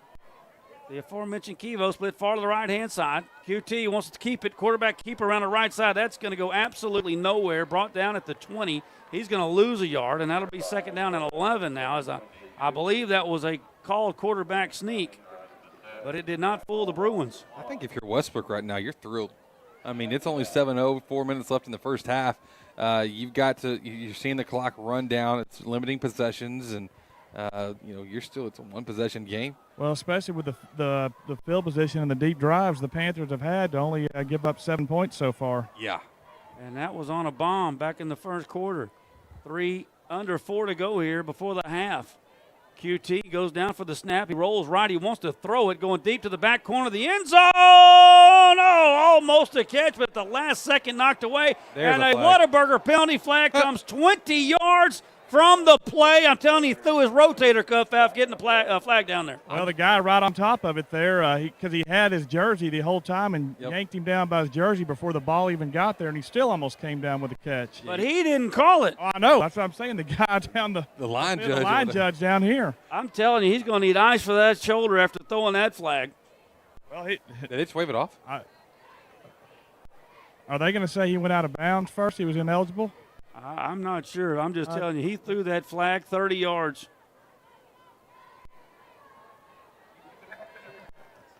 Oh, that pass interference against the Bruins. Boy, that is the biggest Whataburger penalty flag of the night. And that was to set up a 3rd down and 10 at their 11 at the 20. And now it's 1st down and go at the 5-yard line for the Panthers. We were down here a moment ago and couldn't get it in. Nicholson, offset balance line to the left-hand side. Ball's on the right hash. In motion comes Hooper left to right. QT is going to cut it up. He is going to late pitch it to Hooper, who will walk into the end zone. Boy, QT took a pop, an S&W collision from their big man, Chris Landry, but he pitched it to Hooper, and I mean, he could have ran all the way to the coast. My goodness. And the decision to make the pitch because he pitched the ball after he got hit. It's scary. You see this thing go wrong a couple weeks ago with Will Levis. That one went really right for Lufkin. Now we come into the swinging gate. See how they defend it. QT is in at quarterback. Lufkin's going to run that swinging gate, and he will walk into the end zone right up the middle. It'll be a 5-yard run for Hooper. His first touchdown of the season for the big man. And the 2-point conversion is good. And just like that, the Pack lead it 15-0. Yet it'll be, of course, your Wright Buick GMC scoring drive update. It'll take 4 plays, 30 yards, set up by the Kevo Taylor punt return of 27 yards, culminating in the 5-yard touchdown run by Keandre Hooper, his first rushing touchdown of the season. The 2-point conversion is good, and with 3:40 to go in our Whataburger second quarter, we lead at 15-0. That is your Wright Buick GMC scoring drive update. Positive drive, we'll take it. Obviously, 2-possession game now. You put few more points on the board. Panthers are getting the ball when you come back into the second half, but at the pace of this game, it's flying by. Both teams running the ball a lot, especially West Brook, and they've been more effective running the ball than passing the ball here so far in the first half. So I expect more of that from them. But being a predominantly running team, it's tough to overcome larger deficits when all you can really do is run the ball well. You are correct about that as we get set for a Lufkin Coca-Cola kickoff.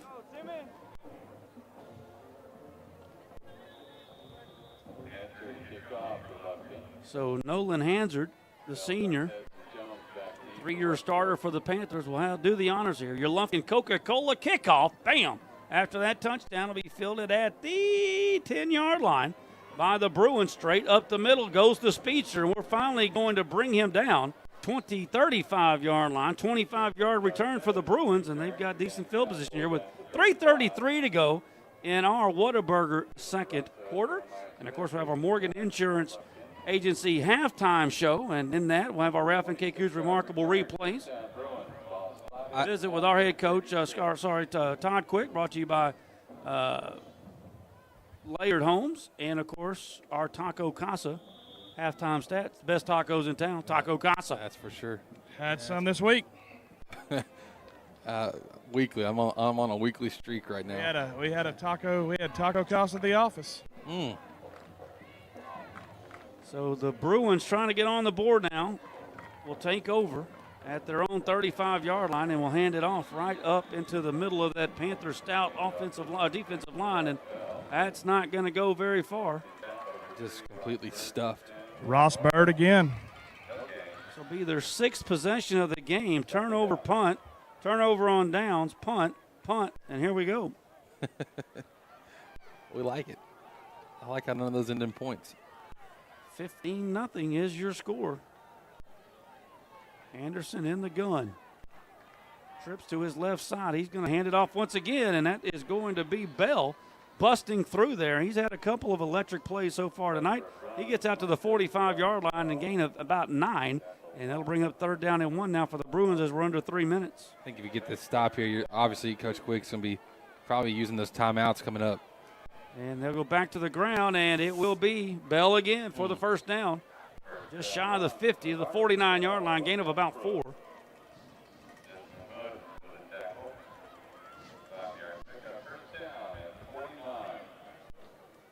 They went no huddle there, sped things up, and just trying to get across for the first down. They have 2 B-square design timeouts remaining. 2:30 go in the half. Handoff again. Nope, it's going to be Anderson keeping around the outside. Oh, my God.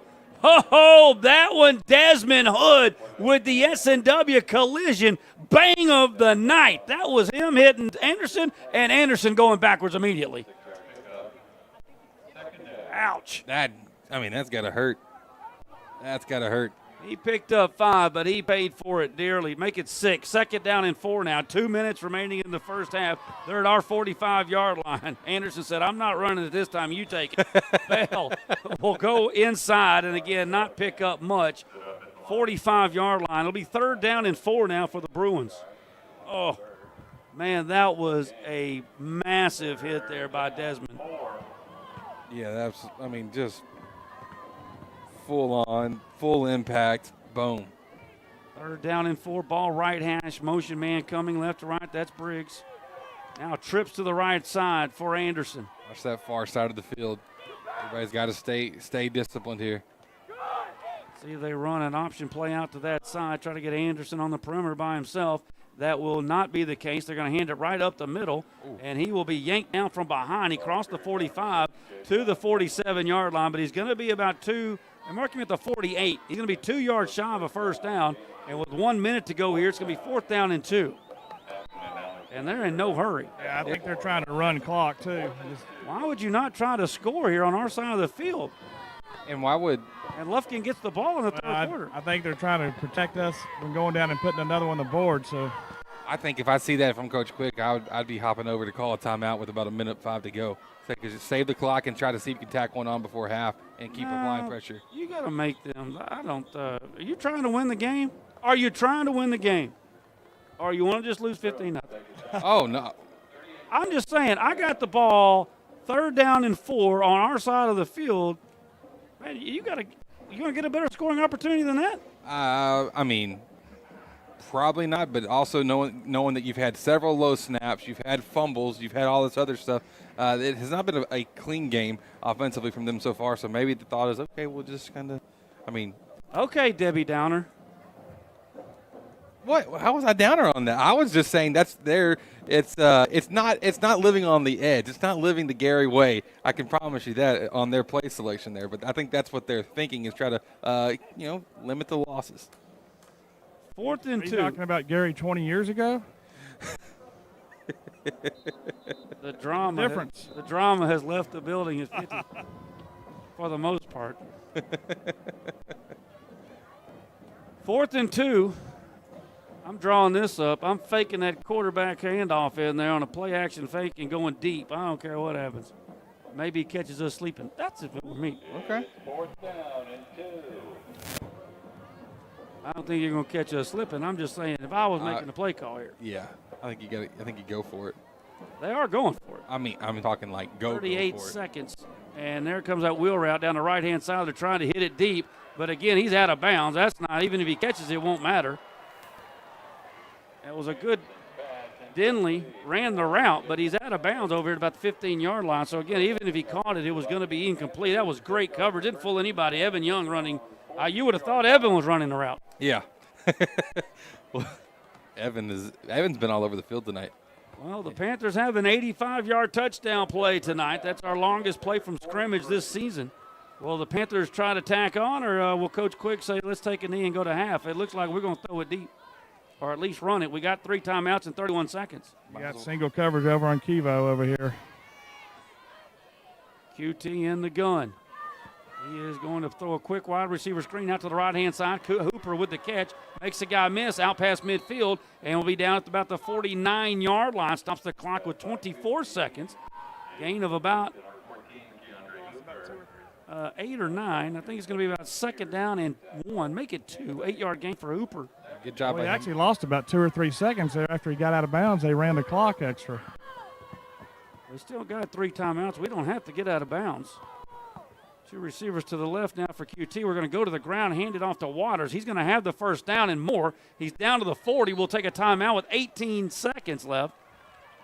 17 and a half. We need this clock operator in Lufkin. What are we doing now? Clock's still running. We're going to be in the third quarter here in a second.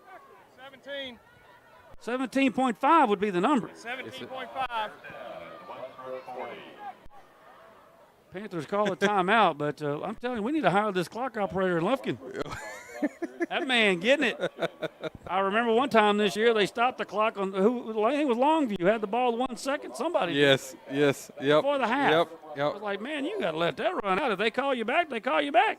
I'm trying to think. The Longview game, was that the one right before half the score? Yeah, but it wasn't that. Okay, that wasn't it. Okay. Sometimes these games run a little bit together. We have another B-Square Design timeout here on Lufkin Game Time. If you need top-notch drafting services, B-Square Design might be the right choice for you. We think that they are. B-Square Design has been serving Texas for 11 years with commercial and residential drafting that stands out.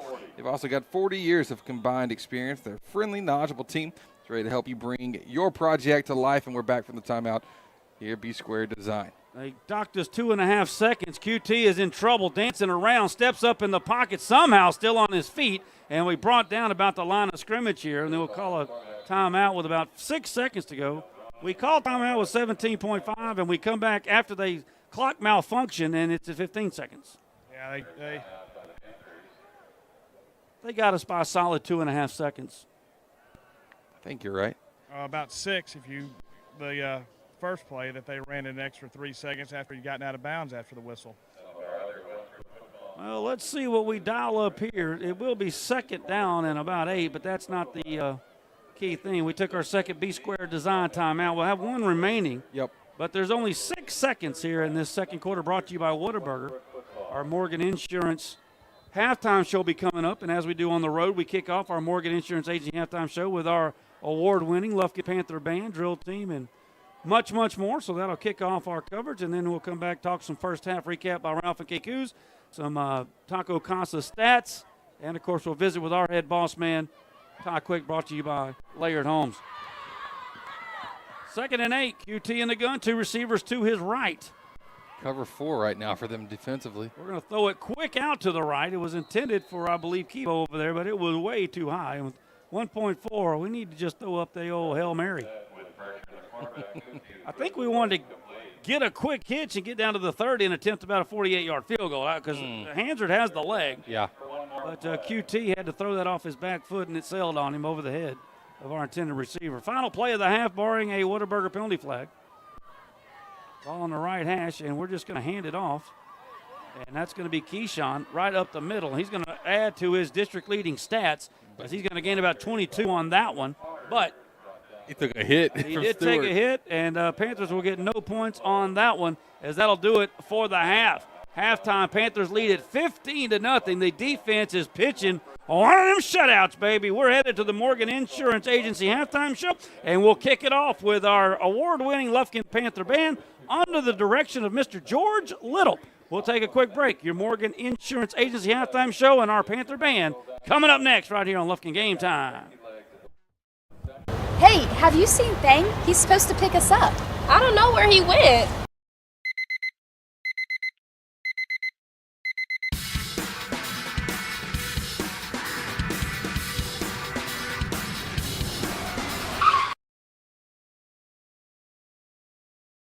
Hey guys, it's game day. Let's go. Hi folks, JJ Webb here from JM Chevrolet, your East Texas Chevy dealer, and we're fired up for this Lufkin Panther football season because at JM Chevrolet, we back the pack. So let's go, Panther Nation. JM Chevrolet, together let's drive.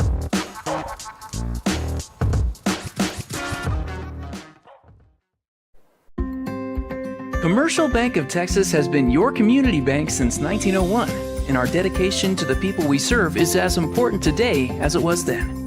Today, CBTX brings you the latest technology backed by personal customer service and #sealed with a smile. At Commercial Bank of Texas, banking is our business, but helping people succeed is our passion. It's time you experience banking Texas style. Stop by or give us a call today. You'll be glad you did.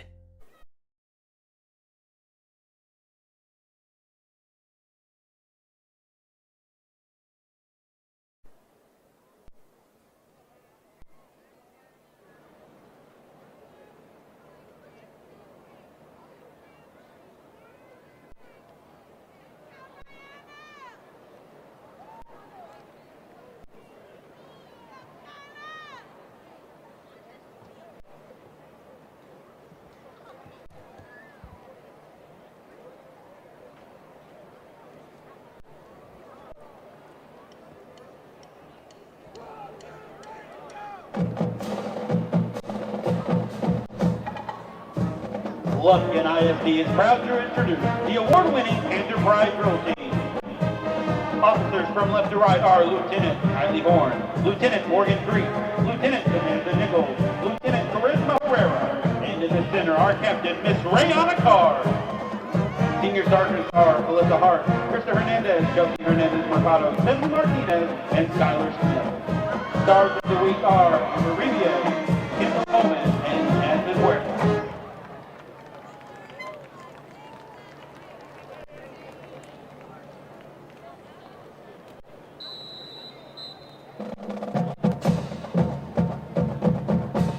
Now, please welcome to the field, under the direction of Miss Kendall Gay, with field leadership of head majorette Lila Knapp, the Lufkin High School Majorette. This evening, the Majorettes will perform a twirling routine to Megan Trainor's top hit, Lips Are Moving.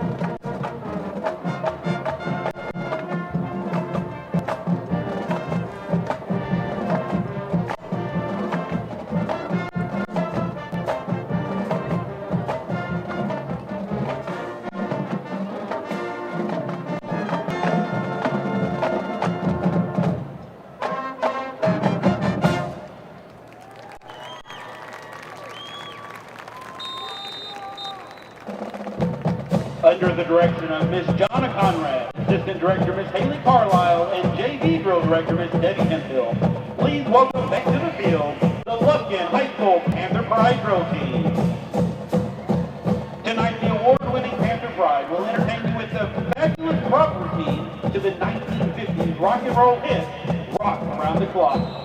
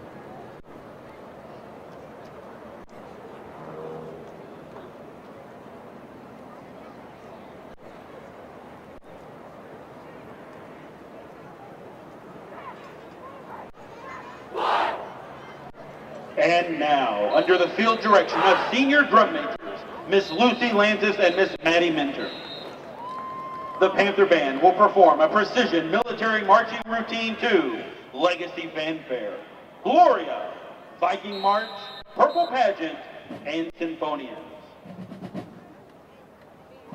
Ladies and gentlemen, please make welcome to the field the Lufkin High School Panther Band.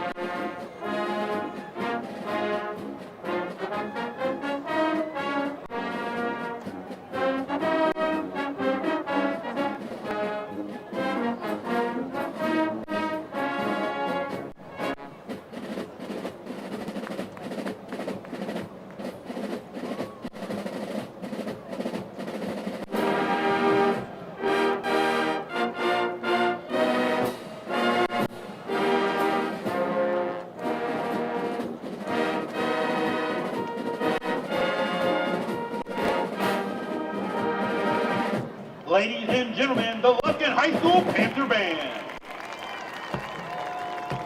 Band members of the week are Yatsiri Reyna and Abdil McGrew. Directors of the Panther Band are Mr. George Little, Mr. Brandon Beavers, and Mrs. Aubrey Ann Watney. Thank you for your courteous attention during tonight's halftime performance. And a good luck to the West Brook Band as they perform at the P&G Pre-UIO contest tomorrow.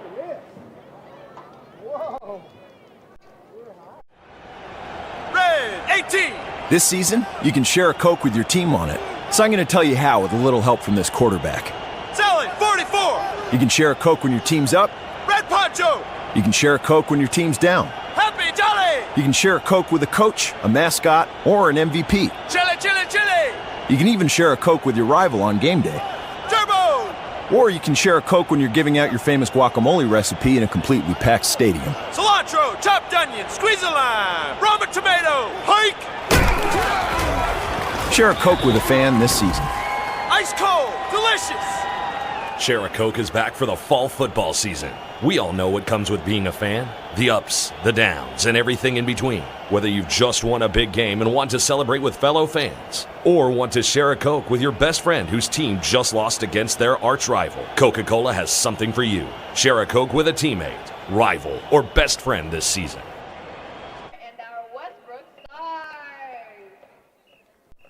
Well, welcome back. We are at the half, your Morgan Insurance Agency halftime show. Gary Ives Jr. and Chris Simmons, and, of course, Jeff Todd will be joining us here momentarily as we are at the half. Once again, for all of your insurance needs, see the super agents at Morgan Insurance Agency. Well, Chris, it was a tale of, I don't want to say two halves. The Panthers' defense dominated 32 plays for only 85 yards. And once again, special thanks out to Edwin Quarles of the Lufkin Daily News. Pick up an edition of the Lufkin Daily News tomorrow, and my man Edwin will have a full write-up of tomorrow of tonight's game in the sports edition of the Lufkin Daily News in the morning. He did a good job with stats. 32 plays for West Brook, 85 total yards. Our stats obviously always brought to you by Taco Casa.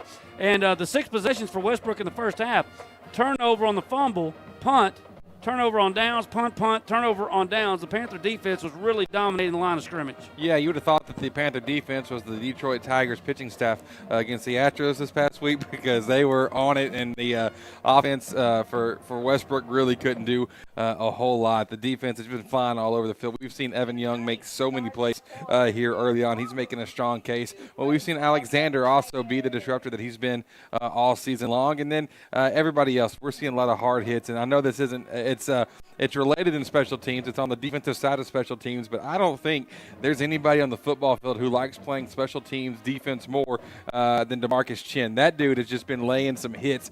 We've had to kick the ball. It's been a lot of fun to watch him and see him succeed, but the defense continues to be solid. I don't think they like the fact that they actually moved down statistically this week in our rankings throughout the district, even because they've been pitching. They've been doing really, really well. I think they're trying to get back up at the top of that ladder because they have had an awesome defense here in the first half. Well, I stopped in, speaking of Chin, last week he got absolutely just late hit. Remember the nasty late hit last week that knocked him down? And anyway, they got a personal foul. It was big number 89 for them. So I stopped in the locker room after the game last night, and I just went and telling guys, good luck. Great game and all that stuff. And I don't remember if it was Coach Cook or who it was. I said, Chin, who was that guy that gave you that late hit?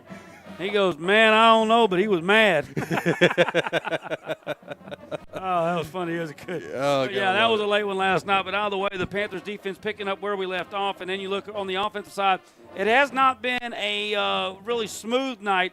209 total yards for Lufkin in the first half, but 85 of those came on the touchdown pass from Quincy QT to our man Kevo Taylor, who got his 8th total touchdown of the year through 5 ball games, 85 yards on one play. The other 28 plays, if my math is correct, go for about 124. Listen, that if your math is correct, you need to be. I think you could be like Hansard and be at the top of your class because you've always got that. You always pull those numbers up so quick. But yeah, the overall it hasn't been like we've been able to get a ton working in the right direction. A couple miscues and just doesn't seem to have a great flow. We've seen Couture make some good decisions, but the execution wasn't there. On the interception he threw on that third drive, intercepted by Matherson, but the thought process from Kuti was right. However, what he did is he just, on the execution side, he underthrew the ball. You've got to throw that ball too far rather than too short, and under duress, it can be tough, and that's one of those that, hey, you're seeing some pressure, you're seeing some athletes out here, and every week he keeps getting better, so I think he's learning, adapting, seeing a little bit more, and going to keep making good decisions here coming up in the second half. Yeah, the Panthers drives in the first half. We get the turnover, but we missed the 40-yard field goal. Our second possession is the 85-yard touchdown pass to Kevo. Our third position was the interception. It was 3rd and 15, but Hooper was behind him. It would have been a touchdown if he throws it. The fourth possession, we turn it over on downs on their end of the field, down actually inside the 5-yard line. And then our sixth possession set up by the Kevo fumble, punt return. We get the Keandre Hooper 5-yard touchdown run, his first of the season. And then, of course, our sixth possession, we get down on their side of the field, and it ends in the half. So they haven't stopped us. We've turned it over on downs. We've missed a field goal. We have interception still yet to punt, has Nolan Hanser. Yeah, that's always a good stat. When you don't see the punter, that means it's typically a pretty good night for your squad, except for a couple of rare, extenuating circumstances. But overall, he's the offense it's been okay. We can definitely do better. I think we will do better, but right now the second half I think is going to mean a lot to us, especially being it's not a blowout by any stretch. It's still a 2-possession game. We do get the ball back, and I think this first drive coming back in the second half, it's going to be very important. We got to keep establishing and dominating the run, because if we can set that up well. I did like on this side of the field the sprint option we had out to the left side ended up being I believe, that was a Little Hoops touchdown after Kuti got hit. He gets hit, then makes the pitch. It's always a risky play to do that, but if you can do it well, the defenses typically don't have much of a solution for that. I love that play for us, and I think that continues to be the strongest play in our playbook right now. That is our halftime stats, brought to you by Taco Casa. I know we got one of our avid listeners listening up in New Hampshire. All right. And, of course, I know my man stopped by Taco Casa. My man, Mackay Edwards, stepping in. He's going to be a future Lufkin Panther. He's listening tonight, gnawing on some of those tacos, all listening here on the Lufkin Game Time app. Hit us up on Twitter. It's at BigNasty500. Let us know you're listening and where you are. Shout-outs coming your way in the second half. That is your halftime stats, brought to you by Taco Casa. And we look at our, real quickly, the scoreboard. The Austin Bank scoreboard in our district. The Golden Tornadoes lead Port Arthur Memorial 28-10 at halftime, and Barbers Hill up on Baytown Sterling 44-7. So again, it's not quite halftime, but Galveston ball, top 10 in the state, up 18 now in the closing minutes of the second quarter over the Titans of Port Arthur Memorial. Yeah, that's the matchup. All the eyes in the state are on that game, and so I wouldn't be surprised to see Memorial come back and make that thing a little bit closer. But also Galveston ball, the real deal. I mean, just plain and simple, they are legit, and they're a force here in the district. Barbers Hill at Port Arthur Memorial next Friday night. So boy, back-to-back weeks for them. Yeah. That could be 2 losses. I mean they're don't get me wrong, Memorial's very, very good, but this district it's especially when you're playing back-to-back weeks like that, that's tough. That is your scoreboard, brought to you by Austin Bank. My man, Mr. Luce, and the guys at Austin Bank always take care of your banking needs. And, of course, our Ralph and K. Coos flashback for the first half. Not a lot to recap there on this first 15-0 lead. Panthers with 2 touchdowns. Both of them pretty much. One of them scored by Kevo. The other one set up by Kevo's punt return. But Ralph and K. Coos, remarkable replays of the first half. Kevo's punt return of 27 yards sets up the 5-yard run by Keandre Hooper. And in the first half, or in the first quarter, the 85-yard touchdown pass, that was Quincy QT deep for 85 to my man Kevo Taylor. And that was QT's 5th passing touchdown of the season, to go along with 4 rushing and 1 catching. And Kevo now has 8 total touchdowns on the year, 4 through the air, 2 on the ground, and 2 in special teams. That'll do it for our Ralph and Keku's remarkable replays. We'll take a quick break. We'll visit with our head coach and go down to the field in just a moment. Halftime brought to you by Morgan Insurance Agency. Panthers up 15-0. Back right after this. For the first day of school, for the last day of work, for the satisfaction of a job well done, for the ideas that change the world, for good times, for not so good times, for her future and hers and his, For serving our customers and connecting communities, we're here with you for good. Austin Bank, with you for good. These are Whataburger stickers. Proof that everything you dream up for your 100% fresh beef Whataburger is right under the bun. So go wild, burger lover. Avocado, jalapenos, and no onions. Wait, avocado grilled jalapenos. Oh, and bacon and creamy pepper sauce. However you dream it, we'll make it. Whataburger, just like you like it. Need top-notch drafting services?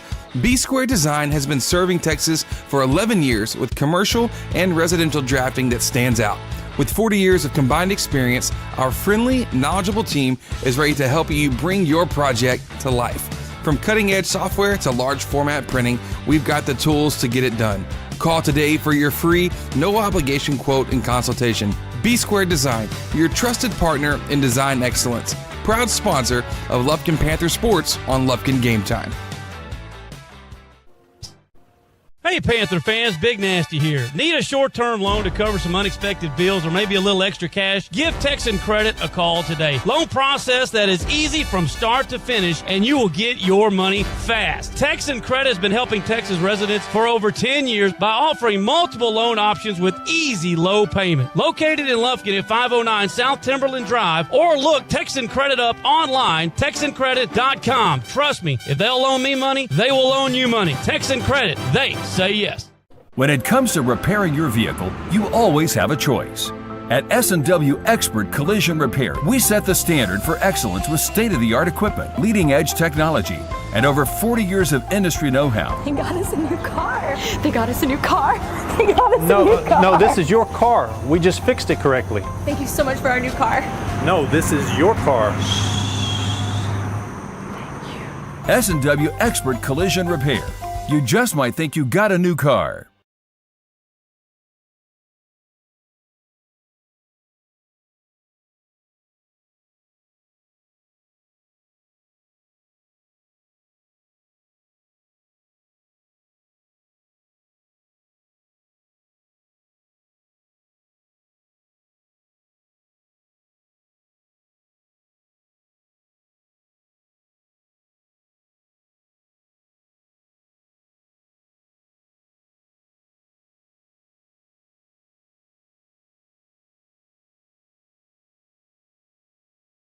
I guarantee you they've made some adjustments and they'll be ready to go.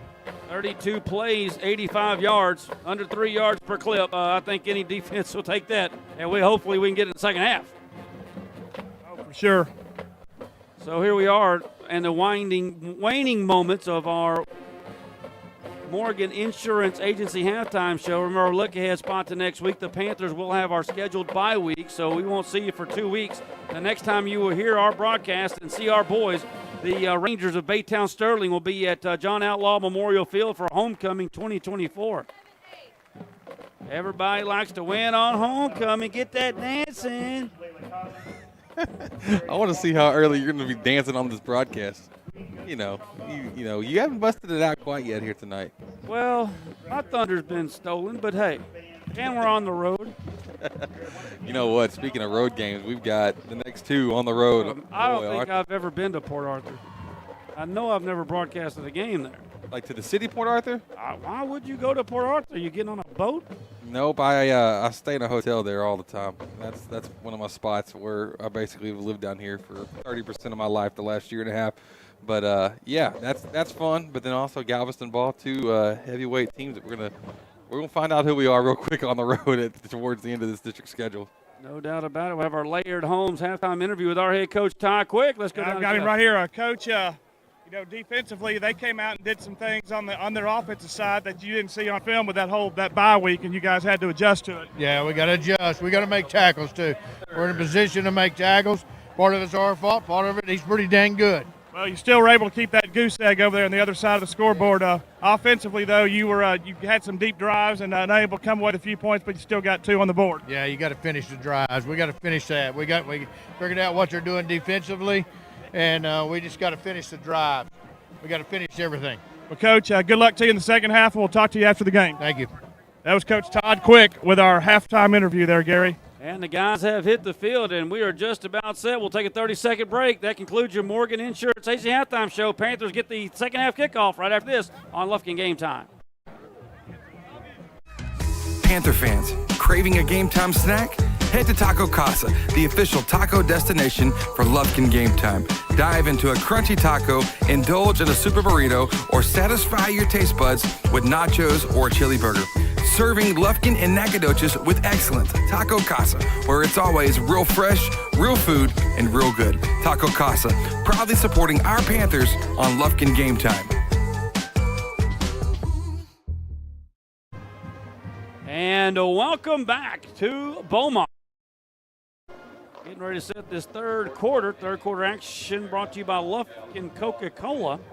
I wish you could have caught that athletic ability of mine weaving through the crowd and got tripped and was still able to keep the microphone up for Coach Quick to finish that interview. You know what? I wish I would have had a camera on that. I didn't see it, Jeff. I'm hoping he wasn't on me. There was all kinds of traffic. Lost my headset. Wow. Complete chaos, but we fought through it. You just are a warrior down there. You just resemble the whole Lufkin Panthers squad's warrior mentality. Get you a helmet now, man. That would be bad for us. Well, we will get this Lufkin Coca-Cola second half kickoff to start our Lufkin Coca-Cola third quarter. Second quarter, Marshfield 17, Anahuac nothing. At the half, Bridge City 28. Gary, that first half was 56 minutes. Any predictions on second half? 21, Lumberton Be ready! Well, we're getting our Austin Bank exciting scoreboard The PA. over the PA. He is. Lufkin with the option to start the second half, electing to receive. Kicking off the Bruins, number 80, Dylan Purnell. Boy, Kivo's back there. Evo is back. Hooper and I can't. Probably Chin over there on the far side of the upbacks. They've alerted him to watch for that onside kick. It's a high end over end pooch kick that Hooper's going to field at the 28-yard line, trying to get back to the center of the field over to the far side. He's got some blockers out past the 35. He makes the guy miss out past the 40, and he'll be tackled. He's covered a lot of area. Eventually, he's going to be about a 21-yard return, but it's a good one. And the Panthers set up shop here to start the third quarter in good shape.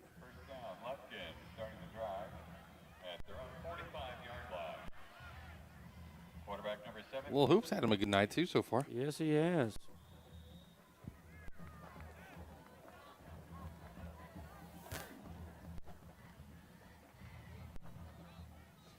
And it will be QT. First play from scrimmage. Hands it off to Gavin Phillips, and he takes a reverse S&W collision at the line of scrimmage. Yeah, coming in making that tackle, Braden Briscoe. First one to hit there was, just shut that one down quickly.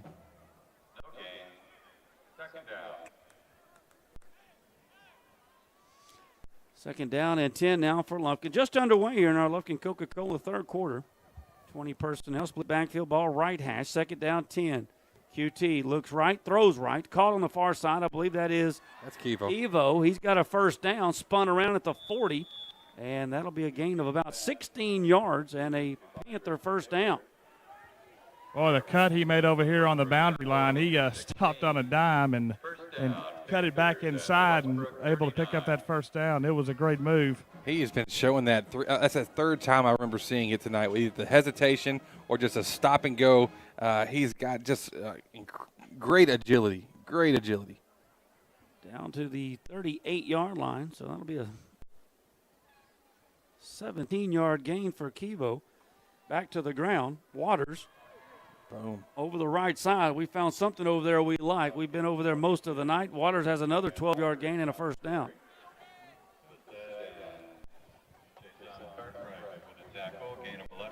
Henson and Hicks, they've had – did you see how our guys at Jam last week were able to do what we said with the offensive line, give them, all of them the offensive player of the game? They had a heck of a game last week, and that right side tonight's working really well here so far. No question about that. First down and 10 down to the West Brook 28-yard line. And QT wants the wide receiver screen out to the left. It was intended for Hooper, but it was a little too high. And It'll be incomplete, second down. Looked like he threw that one off his back leg, a little off balanced, and just aired that one out a little too far. Fortunately, uncatchable for defender and for offense. So if you're going to miss like that. That's right.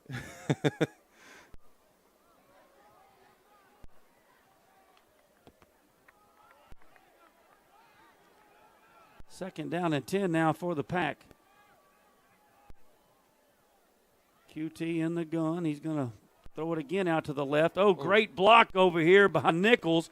Good catch by Hooper. But Nichols saved the day there. That would have been a disaster. 100%. Great block. 100% he did.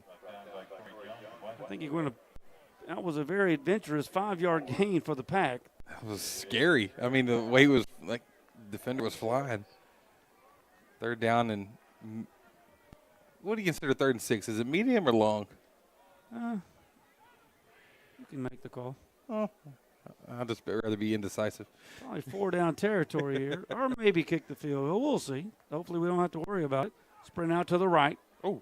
QT gets to the corner, looking, throws it across his body, and it is caught by Hooper somehow in traffic inside the 5-yard line and marked down at the 2. And he's slow to get up, but he's all right. They got jerked down from behind, so I was a little concerned. He is going to come off, but a good job by QT there on the run and finding Hooper there in the middle of all that traffic, as you said. There was 3 defenders around him. Boy, I don't know how he made that happen. It was a dangerous pass, but it was successful for went Lufkin. right to Hooper. Now, first down goal to go at the 2-yard line. Lufkin trying to add this 15 lead. It'll be Gavin Phillips into the end zone untouched. Boy. Great blocking over there again by Henson and Hicks. Bulldozers Gavin Phillips after that. The defenders took a hit and boom. I mean, they just great blocks over there right side, and the 2 West Brook defenders that met him right there just past the goal line got ran over there too.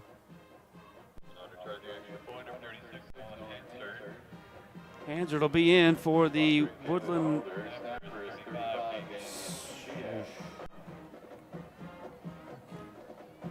The extra point, is it good? Did he sneak it in there? Yes, good. The extra point is good. St. Luke's Health Memorial extra point is good. And Lufkin now leads it 22-0, early stages of the third quarter.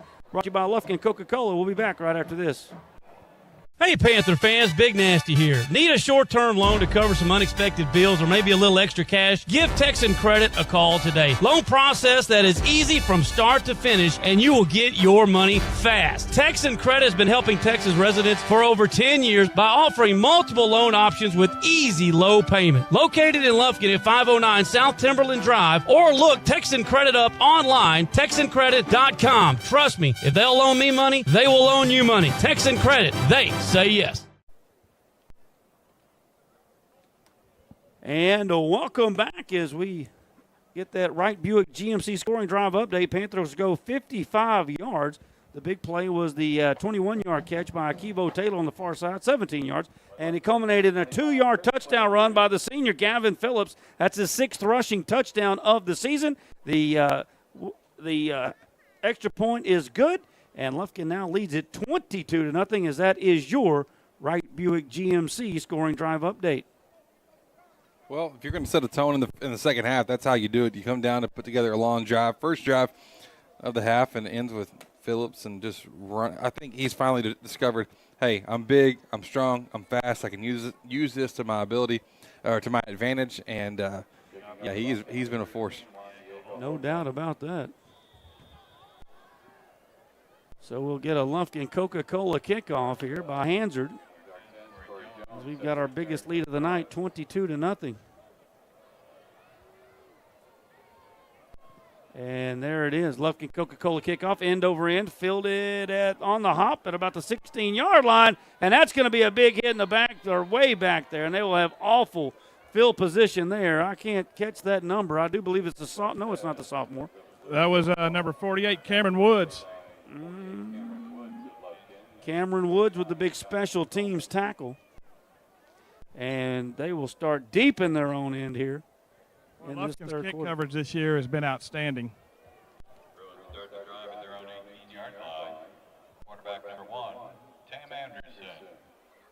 tend to agree with you here. I want to see what we can do defensively here to keep Anderson, try to force him to throw the ball, because any time he's had to throw it has not been very good for the Bruins.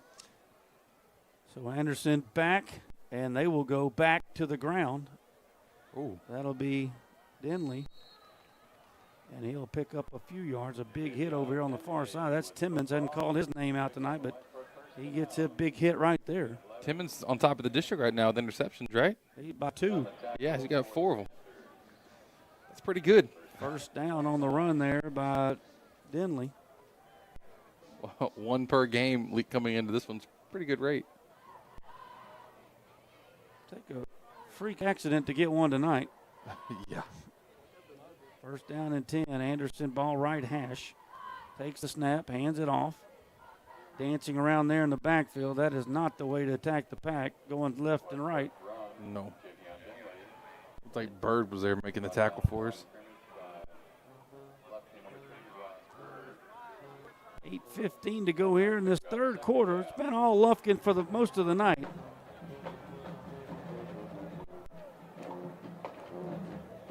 You know, it's I don't take for granted what this defense is doing right now. Absolutely not. Anderson rolling out to his right. This is a quarterback keeper, cuts it up, and he is wrapped up immediately when he gets to the line of scrimmage. Again, Murphy and company there. Zion in the vicinity as well.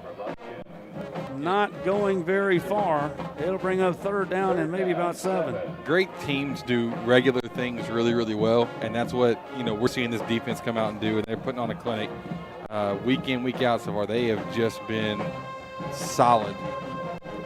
3rd and 7, motion right to left. Darzell in motion. There's a screen pass sniffed out. I'm telling you, it was sniffed out like you looking for the buffet, blown up by Kendrick Davis. And it'll be another punting situation here for the Bruins. Was that you pointed at me or to the audience in general? Which one are you talking about here? I've seen you eat twice since we got here. That's not true once. Thank you, Gary. You brought me the food, though, partner. Well, and I appreciate it. I'm thankful for it. Keep you happy. That's right. 4th down. The punting team comes on for the Bruins. The Panther defense does it again. Good snap. Low line driving kick. Kevo coming over here will field it on a hop back at the 22-yard line, looking for one block. He's got the corner. Cuts it back in, however, and will be pulled down from behind out at the 30-yard line. It'll be an 8-yard return for Kevo Taylor. And the Panthers will start at the 30-yard line. Sorry for cutting in on you. An 8-yard return that he probably traveled about 62 yards to get that 8. I think he thought if he got that block on the far side that he was going to go, but it was good coverage over there by the Bruins. Yep. There was 2 guys that I don't think he saw, so he cut it back in. Either way, good return out past the 30. He's actually going to be the 34-yard line, so it'll be a 12-yard return for Kevo. And the Panthers will have our second possession of the ball game.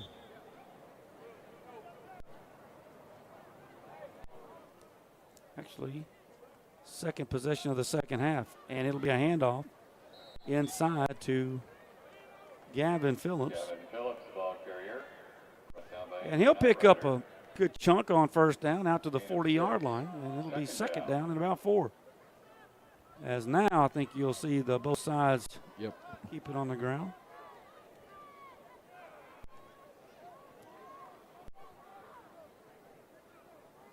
If you're going to travel all this way, you might as well play well, and that's what we've done so far.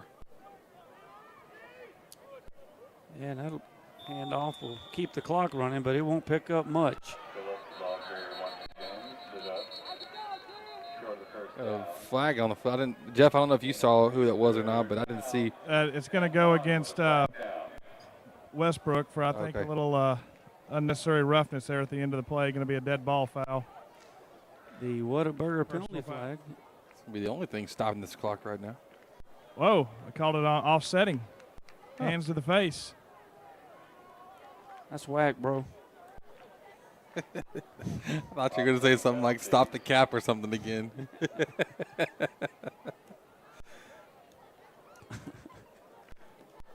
never know what you're going to say next. And I think all of, it's funny getting to talk to listeners and fans and stuff about one of the common themes is Man, I never know what Gary's going to say next. That's pretty recurring. I think it's a great trait that you know what, keeping our fans on the edge, keeping them aware.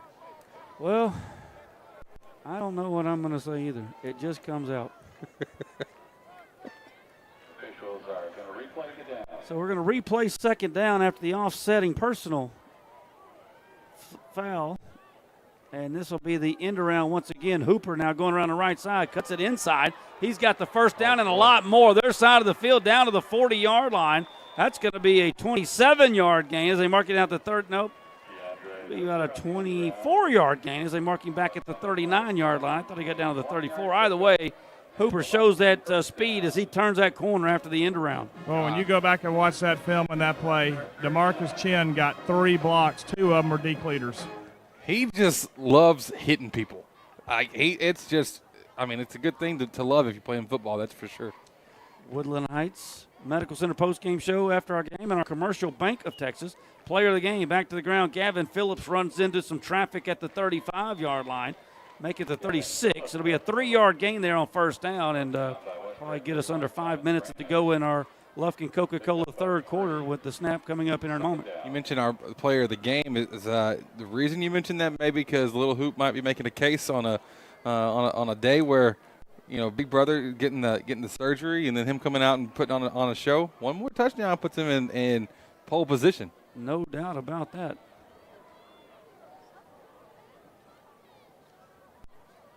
Down to 5 minutes. Going to run that sprint option on the right side. QT will keep it. He will be thrown down to the turf at about the 32-yard line. And Lufkin now still clock moving downhill. 3rd down and 3 coming up for the Pack. Let it roll.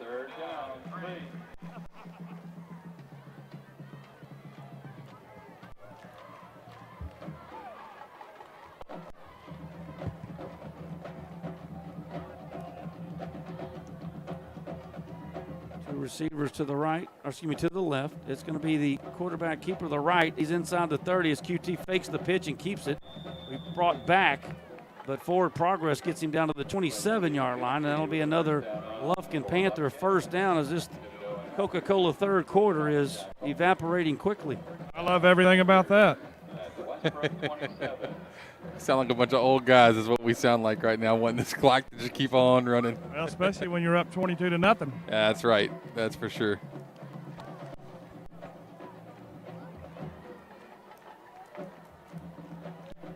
First down and 10. Ball marked down at the 27-yard line for Lufkin. Split backfield with QT. He's going to fake it, and we went to throw it. It was knocked down. That's probably the best thing that was going to happen unless Evo Taylor could have done some fancy footwork over there. Homecoming dance to get out of that double team. That's a good-looking kid there for that Bruins squad. That's number 11, Kalen Walker. Sophomore. 6'3", 215, defensive end, sophomore. Keep that name in the back of your head. Yeah, for sure. Second down and 10 now. 4 minutes to go. Back to the ground to Phillips. Inside the 25 and will fall forward down to about the 21-yard line. And we'll be looking at another 3rd down and 3. All on the ground on this second possession of the third quarter for Lufkin. That one pass we've thrown was incomplete. And it'll be 3rd down and we'll call it 4. Hooper slot to the right-hand side. Kivo split forward to the right. And back to the ground. It's going to be Gavin. He's going to get the 20 and still trying to go forward, but finally thrown backwards. Progress stopped at the 20-yard line, it appears. And the Panthers will be looking down a 4th down and a little over 2.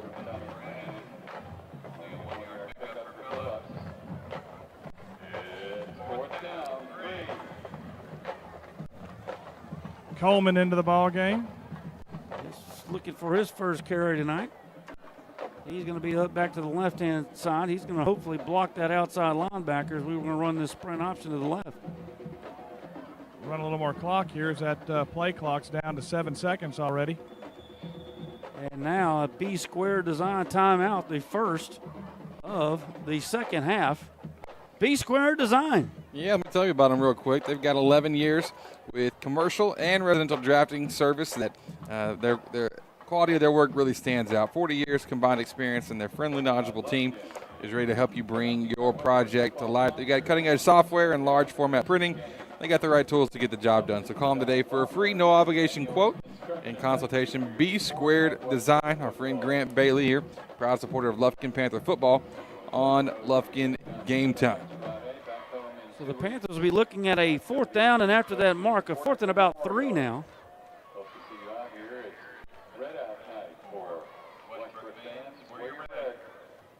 With about 2:47 to go in this Lufkin Coca-Cola third quarter. Once again, it's our Woodland Heights Medical Center post-game show. We'll visit with our head coach, Todd Quick, and we will be naming our offensive and defensive Commercial Bank of Texas players of the game. So let's see what we dial up here on 4th down and about 3. Balls is on the right hash. QT's in the gun. And he's going to run that sprint option to the left. He's going to keep it. Fall down. Where will they mark it? It's going to be close. It looks like we've got it at the 17-yard line. I don't think he got it.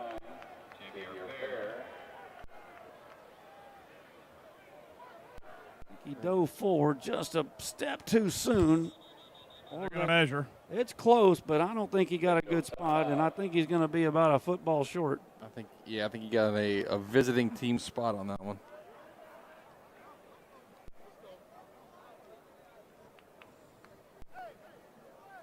I always find it interesting watching the chains come out. Well, it's very scientific. Yeah, that's what I'm saying. Any slight variance is. I know it all depends on the referee holding the chain. So,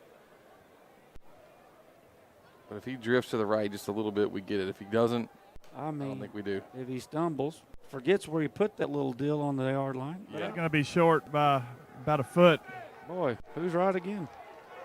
You're on a tear tonight, boss man. Panthers are short. Well, I tell you what. Gary, we're up 22 over. We're all right. Yeah, I was about to say scoreboard, that's short. Man, you still got that competitive juice flowing through you, don't you? You show me somebody that likes to lose, I'll show you a loser. True that. I want to write that down so you can remember that when I'm long gone. Listen, is that your memorable quote? Oh, no. I do got to come up with a list of what are those quotes for Gary, Jeff. That's probably a good thing you can do in a private text or something. 2:42 in the third quarter. Lufkin Coca-Cola. Ice cold Coca-Cola's for all here. 22-0 Lufkin. Empty back here field for Robinson. He's going to run it. No question about that. Anderson. Boy, Keith and Davis with another hit. As many times as Anderson's been hit tonight, we're both probably going to think his last name's Robinson. He is going to be hard to remember that. This kid's – who was that quarterback that I gained a lot of admiration for earlier this year that took a beating? Nacogdoches quarterback. Oh, yes, that Nacogdoches quarterback. Tyrann Mathieu, right? Boy, that's the toughest kid I've seen. Well, he led them to a big homecoming win, I think, last week. Beat the Indians, I think, in Jacksonville. Yep. Uh-oh. The fastest man on the field is showing it. Actually, he's not the fastest. He's going to get ran down. Wow. The Panthers running him down from the backside. Chance Horace. Yeah, Horace runs him down, the sophomore. The sophomore comes out of nowhere and ran him down, but that's going to be their longest play of the night. That's going to be 64 yards. Is that going to quadruple their total yardage on the night? I think that's his longest play since that first run he had in the first quarter in the first drive. For sure. They are in the red zone at the 10-yard line. First down, goal to go. Ball is on top of the 10. I feel like they're about to throw the ball, which I think would be a mistake for them. Well, they've been in the red zone one other time tonight, and they threw it on first and second down. And went backwards after the snap. But they're not this time. Quarterback keeper is going to be inside the 10. Nice job. And will be hit very quickly at about the 9 as Anderson will take another hit, pick up a yard, and we're at 1:22 to go in our Coca-Cola third quarter. Second goal at the 10. Nicely done, shutting down the run, collapsing all on it.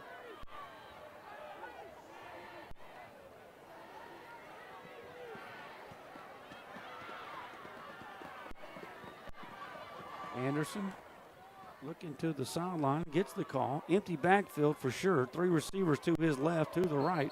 And they're going to have to call a B-square design timeout Boy, they couldn't get on the same page offensively. We'll take it with them. 51 ticks to go in our Lufkin Coca-Cola third quarter. Lufkin on top tonight, 22-0. We'll be back right after this. This is a Whataburger table tent. An orange and white trophy for your made-to-order burger. It means we cook your meal up fresh. And don't get up, because we'll bring it right to you. So if you're looking to sit down and celebrate the fact that you left it all on the field, we've got your number. Whataburger, just like you like it.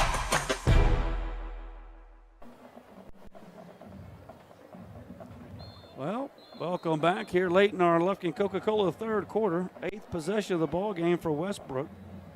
And they are looking at that timeout. They lost a yard. It was down to the 9. Now it's back to the 10.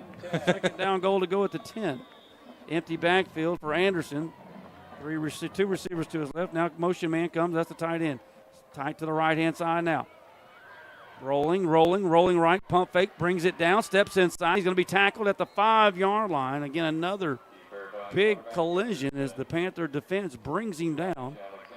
And hustling from the backside, Elijah Alexander running from the backside to bring him down for a 4-yard gain. Not even surprised by it because the man is just all over it all the time. Gain of 4, third and goal to go at the 6. Bell in the backfield with him, fakes the handoff to Bell, goes the other way on the read option or the read option, but he's going to be brought down at the 4-yard line, and that should do it for the third quarter. That's got to be the last play of the third quarter here. Going to bring up 4th and goal, and we start the fourth quarter, Gary. We are headed to the fourth. Your third quarter brought to you by Lufkin. Coca-Cola is in the books. Panthers win at 7-0. We lead at 22-0. We are headed to quarter number 4 here on Lufkin Game Time. For the first day of school, for the last day of work, for the satisfaction of a job well done, for the ideas that change the world, for good times, for not so good times, for her future and hers and his, for serving our customers and connecting communities. We're here with you for good. Austin Bank, with you for good. Need top-notch drafting services? B-Square Design has been serving Texas for 11 years with commercial and residential drafting that stands out. With 40 years of combined experience, our friendly, knowledgeable team is ready to help you bring your project to life. From cutting-edge software to large format printing, we've got the tools to get it done. Call today for your free, no-obligation quote and consultation. B-Square Design, your trusted partner in design excellence. Proud sponsor of Lufkin Panther Sports on Lufkin Game Time.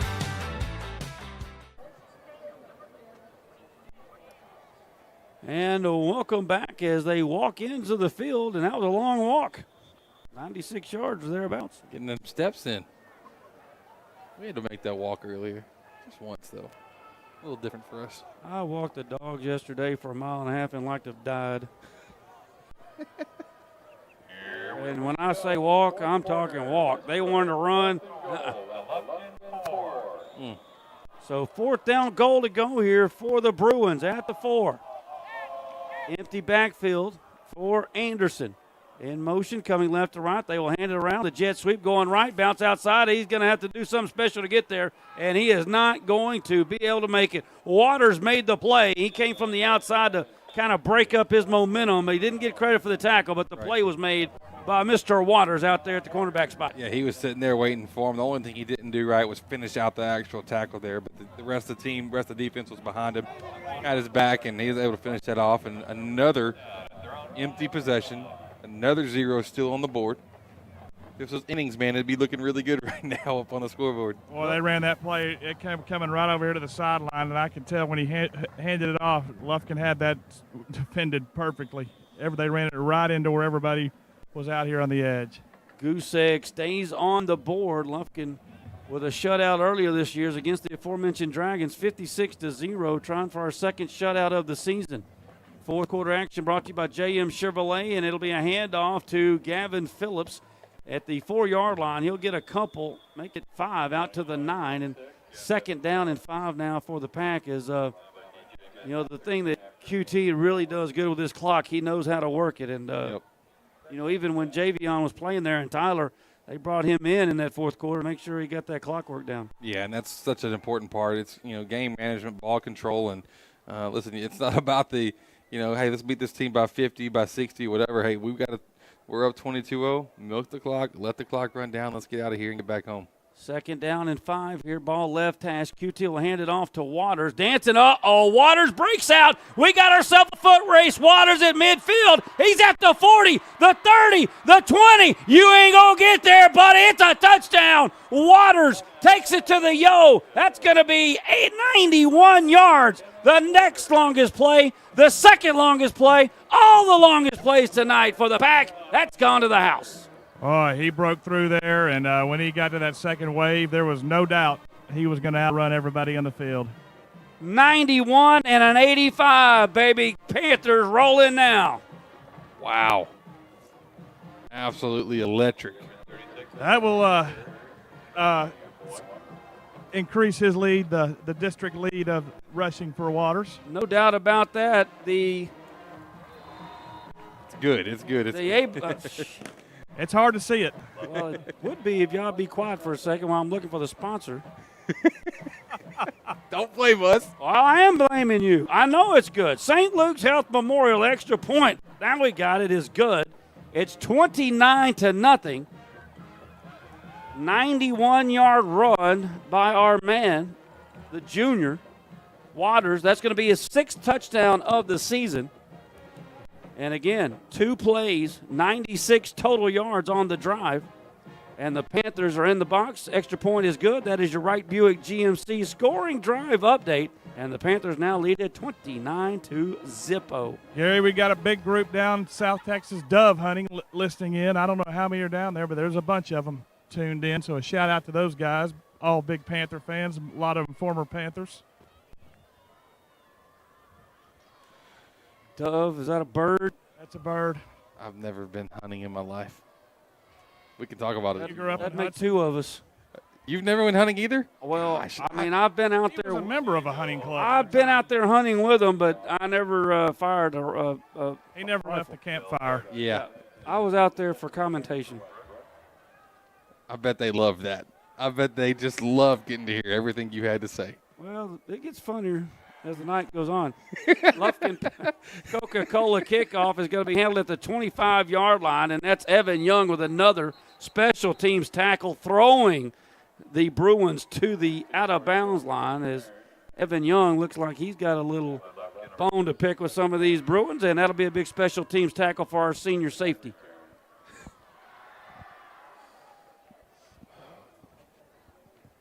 I don't like to laugh at what you say a lot of the time, Gary, but I do. I feel like it gives you a little too much credit, but you know what? You deserve some credit. Oh, no. I like talking with you, bud.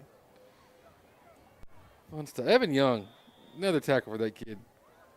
I love what we're seeing with him tonight. All 3 guys up front. We got some fresh bodies in there now. Fourth quarter action just underway, and it's going to be a handoff inside. That's going to be Denley, the 3rd leading rusher, but he is going to lose some on that average. He was right at 400 yards rushing on the season. I'm not sure he hadn't gone backwards today. I mentioned Jackson Webb in the ball game. Also, number 90, Caleb Preston in the ball game. Up front there in the middle.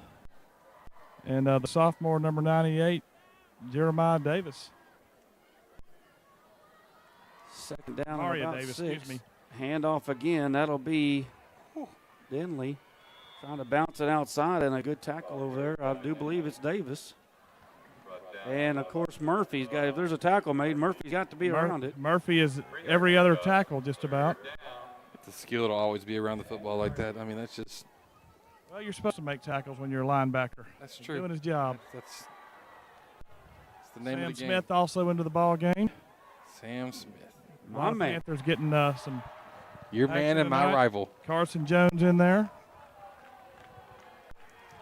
3rd down and about 4. Anderson thought about running it, then thought about throwing it, then decided to run it, and will be brought down here Should be right near the stick.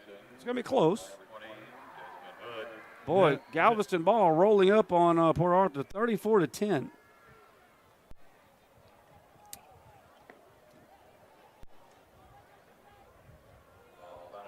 That Lufkin can take care of business. That final game of the regular season could be huge for that gold ball. Ooh, 4th down and 1. Oh boy, that is a S&W collision if I've ever seen one. Denley looks up Carson Jones and they meet heads up. It was about 4 yards down the field, so it will be a West Brook first down. I know the score on this one, but it sure looked like there was a little quick early jump from Stewart and Graham on that one to help get that block set up well on the left side. But at the same time, instead of a penalty, I'd much rather have the clock go down. Austin Bank scoreboard, you see it, 29-0. Lufkin trying to keep the shutout intact, but that's going to be a problem. Denley will finally be brought down. It looked like he was going to take that to the house, but Waters went ahead and said, all right, I'll do it. He didn't want to. Denley now will probably be, that was a big 40-yard run there, so that's going to help his average. Desmond Hood headed out of the ball game as well, so it's everybody getting to play here, and that's the way it should be. It's a good night when that happens. Or a really bad night. But normally it's a good night. 8-minute mark of this ball game. Hand off inside. That's going to be Bell. And Bell not quite as big a hole to run in as Denley saw, but still picks up about 4 as we are under 8 minutes here in our JM Chevrolet fourth quarter. Woodland Heights Medical Center post-game show coming up. Taco Casa post-game stats. We'll visit with our head coach, brought to you by Texan Credit, head coach Todd Quick.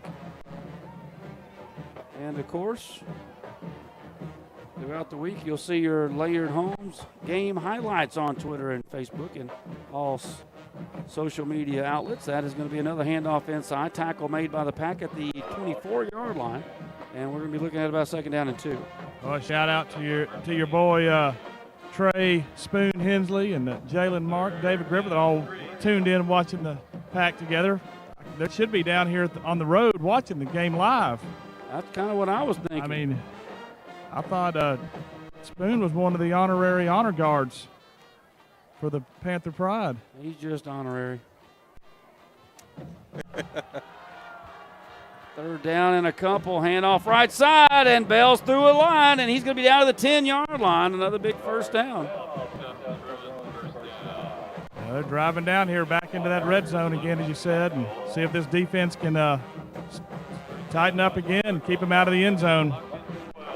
We do appreciate all of our Panther fans that tune in every week. Absolutely. First down, goal to go at the 13-yard line. This time a handoff, and that Panther front line stiffens. Be much of a gain there on 2nd down and about 9. Nope, they're not even going to give me a yard.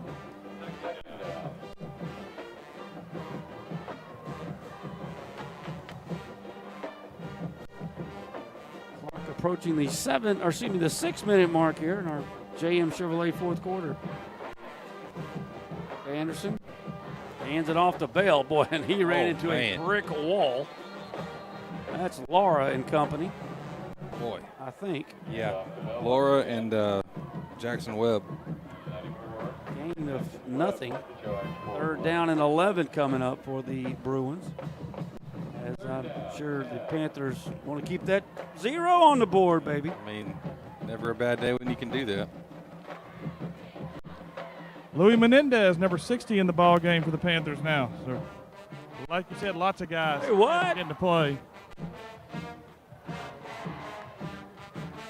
5.5 to go. There's another big hit by that Panther defense. That's not going to get it done, and it's going to be 4th down and 10. Is that? Jackson Webb came in there and made the initial contact and hit, and then Keith and Davis came in there and finished him off. I thought that was a 5, but it was 9. Webb might have stood him up, but Davis came in, and I'm telling you, S&W collision right into those ribs. It's going to be 4th down and 10. Ball's at the 13-yard line, and we're under 5 minutes to go in this one. You're going for the points. They want to get something on the board. Oh, they're going to kick the field goal? They're going to try to get 3 points on the board. All right. 29-yarder. Good snap. It's down, and I think he snuck it in there. It's good. Well, rats. On the 9th possession of the game with 4:43 to go, they get a 29-yard field goal. Down 29-0. Down 29 from the 29. Little symmetry. Have you, Gary, you heard the new stat about our boy Jalen up in New England? How he is he's got one of the highest ranks in all of NFL. He's number 3 right now. He is in, average separation score. Some guys that do analytics, they go through and they grade receivers on how they get open against like good coverages or whatever. Right now, he is the 3rd best in the whole NFL at getting separation, just being a dart. If he had somebody throw into him that could actually get down the field, that would help a whole lot. But Jalen, a lot of great things headed his way in the coming years, especially once you might get to see Drake May come in here a couple weeks from now up in New England. There's way too many stats in NFL football these days. Listen, whenever you play fantasy, you want to know who's actually getting separation, who's doing their job, and just maybe didn't have the right quarterback I don't think I have the time to study it that hard. That's fair. I just heard some guys talk about it, and I thought it was neat. Well, it's amazing how many stats there are. There's some people that have a lot of time in their hands. A lot of money to do as well. Yes. I got a stat for you, 29-3. I like that one. And the Panthers on top of that 29.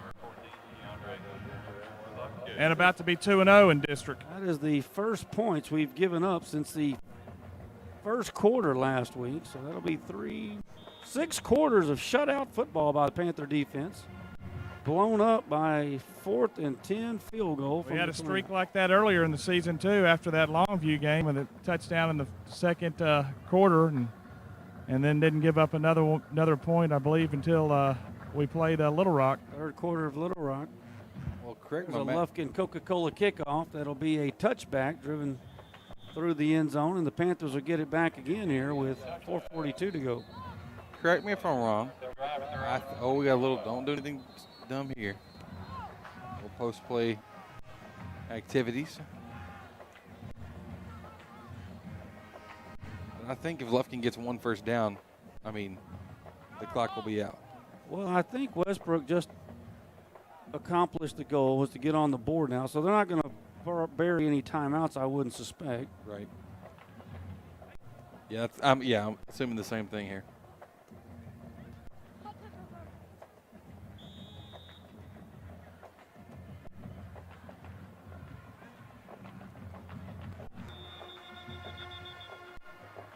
And now the Panthers are going to take one of those B-square timeouts. What happens now when you start getting a little extra people play, you get a little confusion over there. And I'm assuming that's what happened. It'll be a very quick B-square design timeout here with 4:42 to play. Woodland Heights Medical Center post-game show coming up.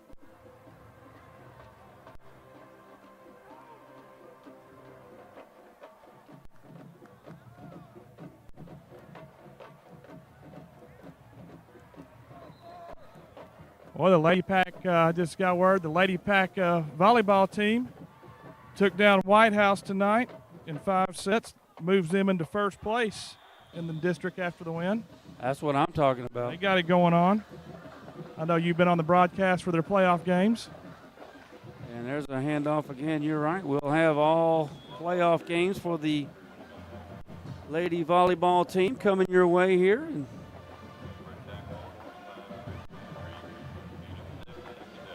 seems like, I don't know how many weeks away it is.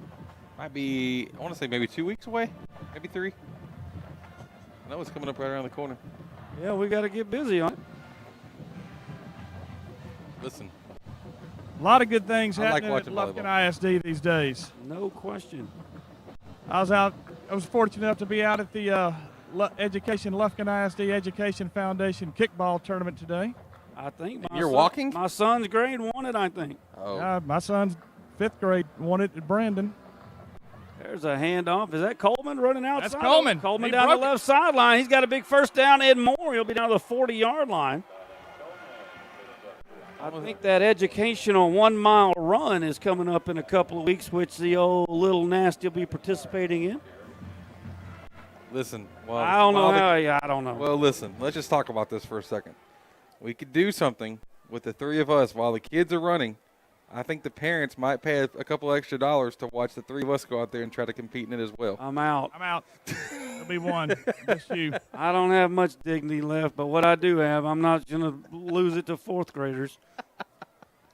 Handoff inside. Coleman again trying to dance around out to the corner. That's actually Chin there in that carry. Oh, excuse me. Looked like a 27 to me, or it was 27. Yeah, because it was. Coleman was tired after picking up 30. He had to need a breather. We got a Bruin down on the field here. I needed a breather after watching it.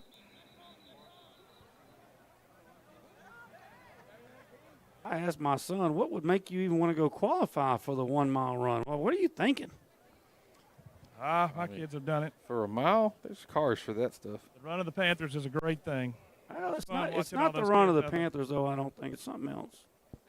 Well, that's what it is, that mile run. When does it happen in a school day or on a weekend? During the school day in the morning, out there at the high school. I think it's a great week from Wednesday. It's a fun No, event. it's not. It's the 25th or something. Lots of kids out there. So there's a little bit of confusion what's going on there. So, but good luck to your boy. Oh well, I mean he broke an 8-minute mile. I'm just going to tell you. That's all right. That's a family record. That's a fact. I think I had to beat it at Tarleton one time. They had this kinesiology class up there. I'm telling you right now. Didn't you play sports up there? Baseball. Yeah, so I won't get into that because you're going to have to hear about the fielding record. I don't care about the fielding record. I mean, I care about Google me. A college program. A college program didn't make you beat an 8-minute mile. Well, why do you got to run a mile in baseball? I'm pretty sure it's 90 feet times 4. You're right, but at the same time, typically athletes would be required to hit like a 6. We're approaching the 3-minute mark here of this ball game. Gary could run a solid half of one lap in this 3 minutes.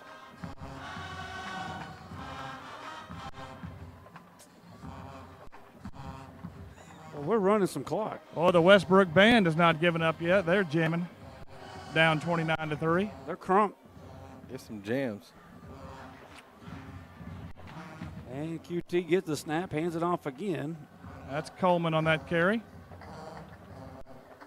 Picks up a couple to the Bruin 40. We are at 2:30 and counting now. We'll be looking at 3rd down and 8 here in our JM Chevrolet 4th quarter.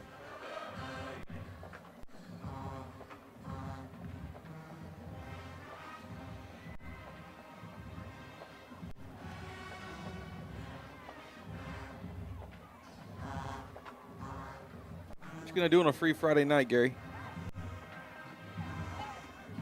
Work on the mile. 3rd and 8. Handoff going right. Boy, he's going to lose about 5. And the Panthers will have to probably punt for our first time tonight. No, send the kick squad out there. No punts. Well, it's 4th down in a bunch.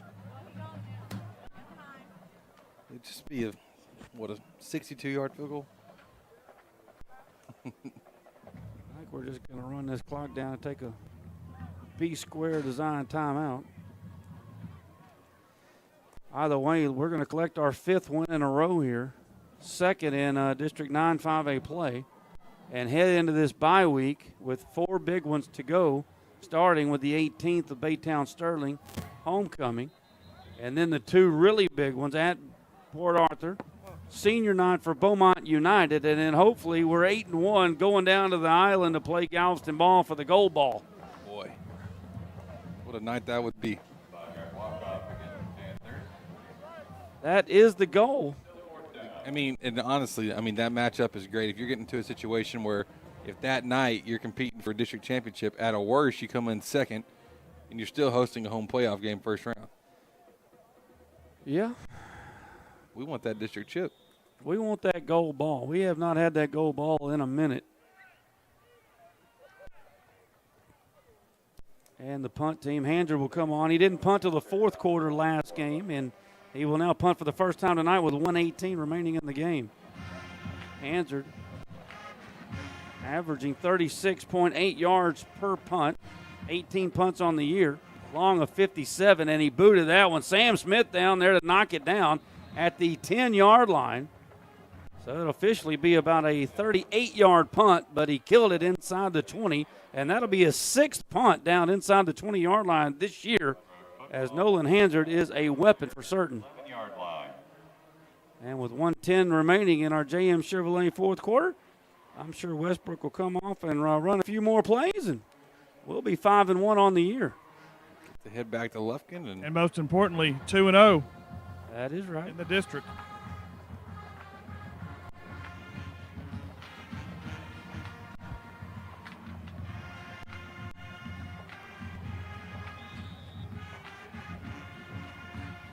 Anderson will be in the gun, and he'll hand it off. Picks up a couple, not much. 60 and 20 for us. Lewis Mendez and Desmond Hood collaborating on that one.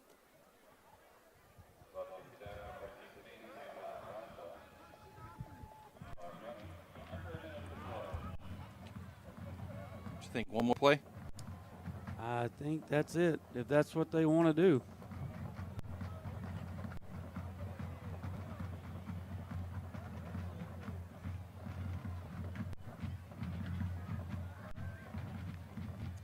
And it will be a handoff.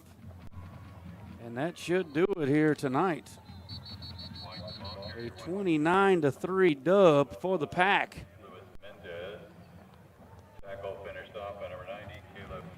And the number 11 team in the state is going to win our 5th consecutive ball game. After that opening 7-3 loss to the Lobos, we have reeled it off 5 in a row, 2 in a row here in 9-5A play. And that'll do it for the JM Chevrolet fourth quarter. It is officially in the books. Panthers win it 29-3. It was a 29-yard field goal with 4:41 to go in the game. And that got West Brook on the board, and that stopped our second shutout of the season. I said it earlier. Panther fans, don't get bored with what Lufkin's doing right now. They're making the defense just make it look like a routine. It's incredible watching them getting to play lights out every single week. The pressure they get, the coverage they have. Great job by, offense and defense, but defense it's proven to be something really special here this year. No doubt about it. That will catapult us into our Woodland Heights Medical Center postgame show. We will go down to the field here momentarily for the Lufkin Panther School Song. Our visit with our head coach, our boss man, head coach Todd Quick. Getting close to collecting his 90th win of his career. Been here to see all of them. That I have. Yes, we have. We will let our boys make it over. Have our Taco Casa post-game stats and Ralph and Keku's remarkable replays of the second half. But first things first, the boys are heading over there for our post-game tradition to kick off our Woodland Heights Medical Center post-game show. And let's go down to our Lufkin Panther Band for the Lufkin Panther School Song.